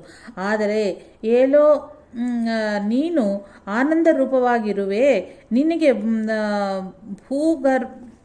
ಭೋಗ ಕರ್ಮವಿಲ್ಲ ಎಂಬಿತ್ಯಾದಿ ಮಹಾವಾಕ್ಯಗಳಿಂದ ಎಚ್ಚೈತ ಮೇಲೆ ಯಾವುದು ನಾನೆಂದು ಪ್ರಾಣಿ ಮಾತ್ರಕ್ಕೆ ಸ್ಫುಟವಾಗಿ ತೋರಿಬರುವುದೋ ಆ ಸನಾತನ ವಿಭೂರೂಪವಾಗಿ ಇರುವ ಬ್ರಹ್ಮವೇ ನಾನೆಂದು ತಿಳಿದುವನಾದ್ದರಿಂದ ಆ ಬ್ರಹ್ಮವು ಅಭಯವೂ ಆನಂದ ರೂಪವೂ ಆಗಿರುವ ಕಾರಣ ಎಲ್ಲಕ್ಕೂ ನಿರಾತಂಕವಾದ ಅಭಯವನ್ನು ನಿರತಿಶಯವಾದ ಕುಶಲವನ್ನು ಸಹ ನಾನು ಬಿತ್ತರಿಸುವೆನು. 10ನೇ ಶ್ಲೋಕ ತಾತ್ಪರ್ಯ. ಬ್ರಹ್ಮನೇ ಮೊದಲಾಗಿ ಇರುವೆಯವರೆಗಿನ ಸರ್ವ ಪ್ರಾಣಿ, ಬ್ರಹ್ಮನೇ ಮೊದಲಾಗಿ ಇರುವವರೆಗೂ ಇರೋ ಸರ್ವ ಪ್ರಾಣಿ ಮಾತ್ರದಲ್ಲಿಯೂ ಮತ್ತು ಅಧ್ಯಸ್ಥವಾಗಿ ಇರುವ ಪಶು ಪಕ್ಷಿ ಮಾನವ ಪಿಚಾಚಿ ದೇವತೆಗಳು ಇಷ್ಟೇ ಅಲ್ಲ, ಸ್ತ್ರೀ ಪುರುಷರಲ್ಲಿಯೂ ಯಾವುದರ ಮೂಲಕ ಭೇದವಿರುವುದೋ ಆ ಸನಾತನ ವಿಭರೂಪವಾಗಿ ಇರುವ ಬ್ರಹ್ಮವೇ ನಾನೆಂದು ತಿಳಿದವರಾದ್ದರಿಂದ ಆ ಬ್ರಹ್ಮವು ಅಭಯವೂ ಆನಂದ ರೂಪವೂ ಆಗಿರುವ ಕಾರಣ ಎಲ್ಲಕ್ಕೂ ನಿರಾತಂಕವಾದ ಅಭಯವನ್ನು ನಿರತಿಶಯವಾದ ಕುಶಲವನ್ನು ಸಹ ನಾನು ಬಿತ್ತರಿಸುವೆನು. ಭಿನ್ನತ್ವದಿಂದ ಭೀತಿಯುಂಟಾಗದಿದ್ದರೆ ಆಗಲಿ. 11ನೇ ಶ್ಲೋಕ ತಾತ್ಪರ್ಯ. ಭಿನ್ನತ್ವದಿಂದ ಭೀತಿಯುಂಟಾಗದಿದ್ದರೆ ಆಗಲಿ. ಯಾವ ಅದ್ವಿತೀಯ ಹಾಗೂ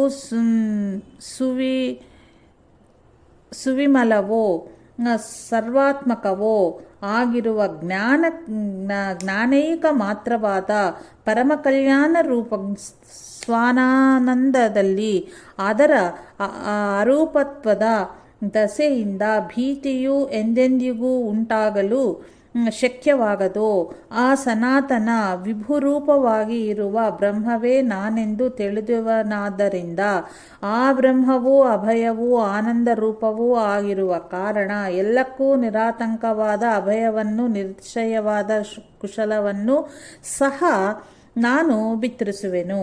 12ನೇ ಶ್ಲೋಕ ತಾತ್ಪರ್ಯ. ಯಾವುದು ಎಲ್ಲವುಗಳ ಮೊಟ್ಟ ಮೊದಲೋ, ಯಾವುದರಲ್ಲಿ ಭಿನ್ನವೋ ವಿಕಾರವೋ, ಯಾವ ಭಾಗದಲ್ಲಿಯೂ ಇರದೋ, ಯಾವುದರಲ್ಲಿ ಮಾಯಾ ವಿದ್ಯೆಯು ಜೀವೇಶ ಕಲ್ಪನೆಯೂ ಸಹ ಇರುವುದೋ ಆ ಸನಾತನ ವಿಭರೂಪವಾಗಿ ಇರುವ ಬ್ರಹ್ಮವೇ ನಾನೆಂದು ತಿಳಿದಿರುವುದಾದ್ದರಿಂದ ಆ ಬ್ರಹ್ಮವೂ ಅಭಯವೂ ಆನಂದ ರೂಪವೂ ಆಗಿರುವ ಕಾರಣ ಎಲ್ಲಕ್ಕೂ ನಿರಾತಂಕವಾದ ಅಭಯವನ್ನು ನಿರತಿಶಯವಾದ ಕುಶಲವನ್ನು ಸಹ ನಾನು ಬಿತ್ತರಿಸುವೆನು. 11ನೇ ಶ್ಲೋಕ ತಾತ್ಪರ್ಯ. ಅದ್ವಿತೀಯ ಆನಂದ ರೂಪವಾದ ನಾನು ಒಬ್ಬನು. ನನ್ನ ಚಂಚಲವಾದ ಅರಿವು ಮರವಗಳನ್ನು ಬಿಟ್ಟು ಈವಾಗಲೂ ನಿಶ್ಚಲ ಜ್ಞಾನ ಮತ್ತೈಕನಾಗಿರುವೆನು. ಎಲ್ಲಿ ಕಾರ್ಯ ಕಾರಣಗಳು ಇರುವೋ, ಎಲ್ಲಿ ಪಿಂಡ ಬ್ರಹ್ಮಾಂಡಗಳು ತೋರವೋ, ಆ ಸರ್ವಾದ್ಯ ಸರ್ವವ್ಯಾಪಿ ಸನಾತನ ವಿಭುರೂಪವಾಗಿ ಇರುವ ಪರಬ್ರಹ್ಮವೇ ನಾನೆಂದು ಅರಿತಿರುವುದರಿಂದಲೂ ಆ ಬ್ರಹ್ಮವೂ ಅಭಯವೂ ಆನಂದ ರೂಪವೂ ಆಗಿರುವ ಕಾರಣ ಎಲ್ಲಕ್ಕೂ ನಿರಾತಂಕವಾದ ಅಭಯವನ್ನು ನಿರತಿಶಯವಾದ ಕುಶಲವನ್ನು ಸಹ ನಾನು ಬಿತ್ತರಿಸುವೆನು. ಈವಾಗಿನ ಪೌರಹಿತ್ಯದ ಕಾರ್ಯವನ್ನು ವೇದಾಢ್ಯ ಬ್ರಾಹ್ಮಣರು ಜಪ ತಪ ನೇಮ ನಿಷ್ಠೆಯುಳ್ಳವರೂ ವಯೋವೃದ್ಧರೂ ಆದ ಪೂಣೈಕ ತಿಮ್ಮಣ್ಣ ದೀಕ್ಷಿತರು ಮಾಡಿದರು. ಇದರ ಅಂಗವಾಗಿ 2 ದಿವಸಗಳಿಂದ ಕಾರ್ಯಕ್ರಮವು ನಡೆಯಲಿತ್ತಿತ್ತು. 3ನೆಯ ದಿವಸ ಅಂದರೆ ವಿಜಯದಶಮಿ. ಎಲ್ಲ ಕಾರ್ಯಕ್ರಮವೂ ಆನಂದವಾಗಿ ಜರುಗಿತು. ಸಾವಿರಾರು ಜನ ಸೇರಿದ್ದರು. ಎಲ್ಲೆಡೆಯಲ್ಲಿಯೂ ತೃಪ್ತಿಯ ವಾತಾವರಣವೂ ತೋರುತ್ತಿತ್ತು. ಎಲ್ಲರಿಗೂ ಅತಿಶಯವಾದ ಸಮಾಧಾನವೂ ಒದಗಿತ್ತು. ಸನ್ಯಾಸ ಸ್ವೀಕಾರದ ದಿವಸ ಅಗ್ರಜರಿಂದ ಹಿಡಿದು ಅಂತ್ಯಜರವರೆಗೂ ಬೂಂದಿ ಲಾಡು ಸಂತರ್ಪಣೆ ಆಗಿತ್ತು. ಇಂತಹ ಸಂತರ್ಪಣೆಯನ್ನು ನಾವೆಲ್ಲಿಯೂ ಕಾಣಲಿಲ್ಲವೆಂಬುದಾಗಿ ಬ್ರಾಹ್ಮಣೇತರರು ಸಹ ಉದ್ಗರಿಸುತ್ತಿದ್ದರು. ಈ ಎಲ್ಲ ಖರ್ಚು ತಟ್ಟುಗುಣಿ ಗಂಗಮ್ಮನವರದೇ ಆಗಿತ್ತು. ಯಜಮಾನರವರು ಮಕ್ಕಳು ಎಲ್ಲರೂ ತೀರಿ ಹೋದ ಮೇಲೆ ವೈರಾಗ್ಯ ಉಂಟಾಗಿ ಇವರು ಗುರುಪಾದ ಸೇವೆಯನ್ನು ಮಾಡಿಕೊಳ್ಳುತ್ತಿದ್ದರು. ಎಲ್ಲ ಸ್ಥಿರ ಅಚರ ಆಸ್ತಿಗಳನ್ನು ಮಾರಿ ಬಂದ ದುಡ್ಡನ್ನು ಶ್ರೀ ಗುರುಪಾದಕ್ಕೆ ಅರ್ಪಿಸುತ್ತೆಂದು ಬಂದಾಗ ಶ್ರೀ ಶ್ರೀಧರ ಗುರುಗಳು ಅದನ್ನು ಅವರ ಹತ್ತಿರವೇ ಕೊಟ್ಟು, ಇದು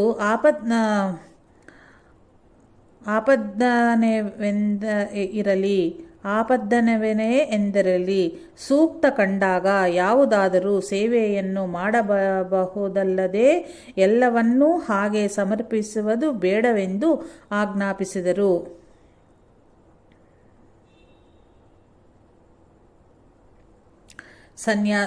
ಸನ್ಯಾಸವಾದ ಮೇಲೆ ಶ್ರೀ ಶ್ರೀಧರನ್ನು ಈಗ ಹೊಸದಾದ ಯಾವ ಹೆಸರಿನಿಂದ ಕರೆಯಬೇಕೆಂಬ ವಿಚಾರ ಬಂದಾಗ ಶ್ರೀ ಶ್ರೀಧರ ಗುರುಗಳು ಆನಂದ ಆದಿ ಯೋಗ ಪಟ್ಟದ ಹೆಸರು ಗುರುವಿನಿಂದ ಪ್ರಾಪ್ತವಾಗುವುದು. ಚತುಷ್ಟಿಷದ ಚಾತುರ್ಮಾನ್ಯದ ಪ್ರಕಾರ ಆಯಾ ಹೆಸರುಗಳು ಸಹ ಬೇರೆ ಬೇರೆ ಆಗಿರುವವು. ಈ ಸಂಪ್ರದಾಯವು ಮಠಗಳ ಸ್ಥಾಪನೆಯ ಅನಂತರ ಪ್ರಚಾರಕ್ಕೆ ಬಂದಿತ್ತು. ಆಚಾರ್ಯರಿಗೆ ನಾವು ಶ್ರೀ ಶಂಕರಾಚಾರ್ಯರೆಂದು ಹೇಳುತ್ತೇವೆ. ಶಂಕರ ಎಂಬುದು ಪೂರ್ವಾಶ್ರಮದ ಹೆಸರು. ಶ್ರೀ ಪದ್ಮಪಾದಾದಿ ಹೆಸರುಗಳಲ್ಲಿಯೂ ಸಹ ಆನಂದಾದಿ ನಾಮದ ಉಲ್ಲೇಖವಿಲ್ಲ. ಮೊದಲಿನ ಕಾಲದ ಪರಮಹಂಸರ ಹೆಸರುಗಳಲ್ಲಿಯೂ ಆನಂದಾದಿ ನಾಮಗಳು ಎಲ್ಲಿಯೂ ತೋರಬರುವುದಿಲ್ಲ.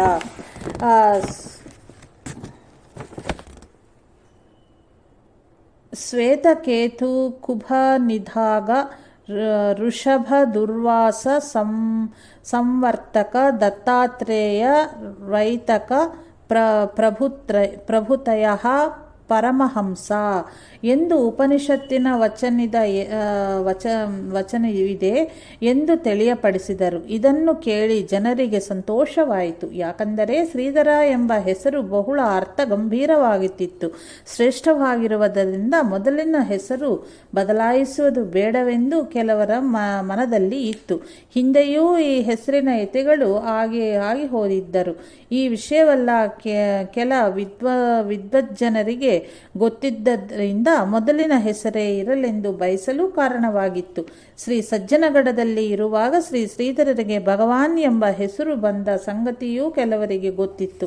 ಅವರು ಈ ಸಂಗತಿಯನ್ನು ತಿಳಿಯಪಡಿಸಿದ ಅನಂತರ ಎಲ್ಲರಿಗೂ ಸಂತೋಷವಾಗಿ ನೆರೆದ ಜನರೆಲ್ಲ ಶ್ರೀಮತ್ ಪರಮಹಂಸ ಪರಿವ್ರಾಜಕಾಚಾರ್ಯ ಸದ್ಗುರು ಭಗವಾನ್ ಶ್ರೀ ಶ್ರೀಧರ ಸ್ವಾಮಿ ಮಹಾರಾಜ್ ಕಿ ಜೈ ಎಂದು ಉಚ್ಚರಿಸಿದ ಸ್ವರದಿಂದ ಜಯಘೋಷವನ್ನು ಮಾಡಿದರು.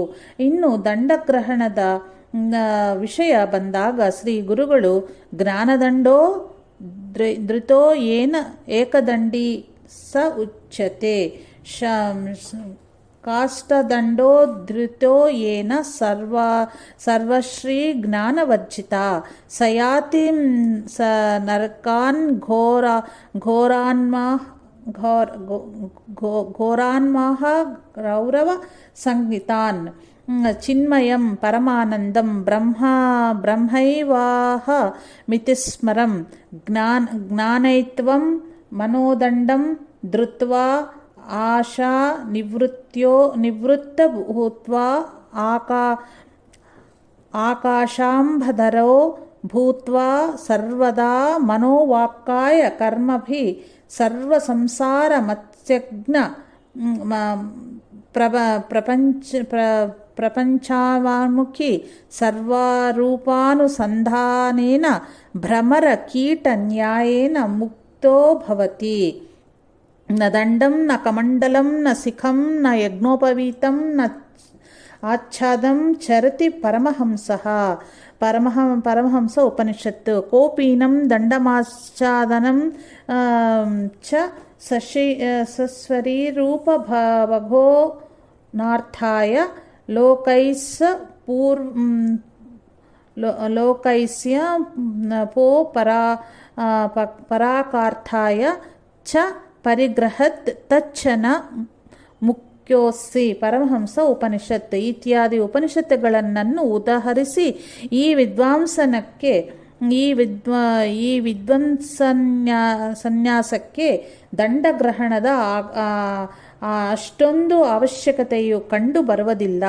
ಸನ್ಯಾಸಕ್ಕೆ ಅಂತರ್ಭೂಮಿಕೆ ಪ್ರಧಾನವೆಂದು ಹೇಳಿ ವಿವರಿಸಿದರು. ಆದರೂ ಸಮರ್ಥರ ಆಜ್ಞೆಯಾಗಿ ಉತ್ತಮ ಸತ್ಪುರುಷ ಮಹಾತ್ಮರು ಸಿಕ್ಕದರೆ ದಂಡಗ್ರಹಣ ಮಾಡಿದರೂ ಮಾಡಬಹುದು ಎಂಬ ಆಶಯ ಶ್ರೀ ಗುರುಗಳಿಗೂ ಇತ್ತು.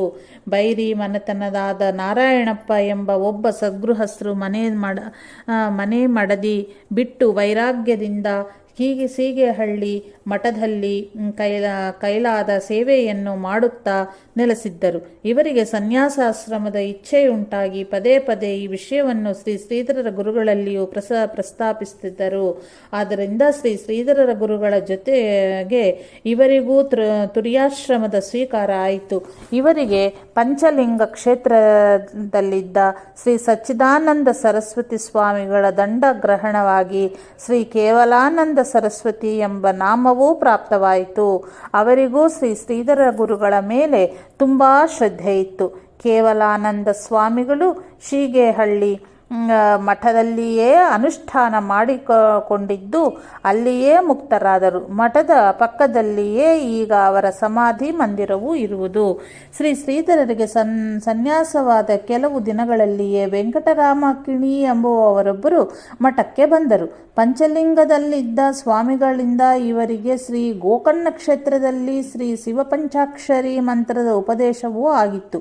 ಗ್ರಹಗತಿಯಿಂದ ಇವರ ಆಸ್ತಿಪಾಸ್ತಿ ಹೋದದಲ್ಲದೆ ಒಂದು ಕಾಲು ಕೂಡ ಹೋಗಿ ಕುಂಟನಾಗುವ ಸ್ಥಿತಿಯನ್ನು ಕಂಡು ಇವರು ಅತಿಶಯವಾಗಿ ಭಯಪಟ್ಟು ಶ್ರೀ ಶ್ರೀಧರರ ಗುರುಗಳ ಬಳಿಗೆ ಬಂದಿದ್ದರು.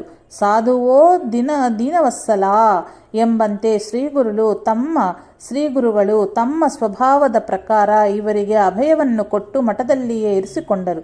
3-4 ದಿನಗಳಲ್ಲಿಯೇ ಬಂದ 3-4 ದಿನಗಳಲ್ಲಿಯೇ ಕಾಲು ನೋವು ತನ್ನಿಂದ ತಾನೇ ಗುಣವಾದದನ್ನು ಕಂಡು ಶ್ರೀಗಳವರಲ್ಲಿ ಇವರಿಗೆ ಅತಿಶಯ ಶ್ರದ್ಧೆ ಉಂಟಾಯಿತು. ಮುಂದೆ ಅಯ್ಯರರ ಆಶ್ರಯದಿಂದ ಇವರಿಗೆ ಅನುಕೂಲತೆ ಒದಗಿ ಮೈಸೂರಿನಲ್ಲಿ ಸ್ವತಂತ್ರವಾಗಿ ಕಾಫಿ ಅಂಗಡಿಯನ್ನು ತೆರೆದರು. ನಮಃ ಶಾಂತಾಯ ದಿವ್ಯಾಯ ಸತ್ಯಧರ್ಮ ಸ್ವರೂಪಿಣಿ ಸ್ವಾನಂದಾಮೃತ ತೃಪ್ತಾಯ ಶ್ರೀಧರಾಯ ನಮೋ ನಮಃ. ಸದ್ಗುರು ಭಗವಾನ್ ಶ್ರೀ ಶ್ರೀಧರಾರ್ಪಣಮಸ್ತು.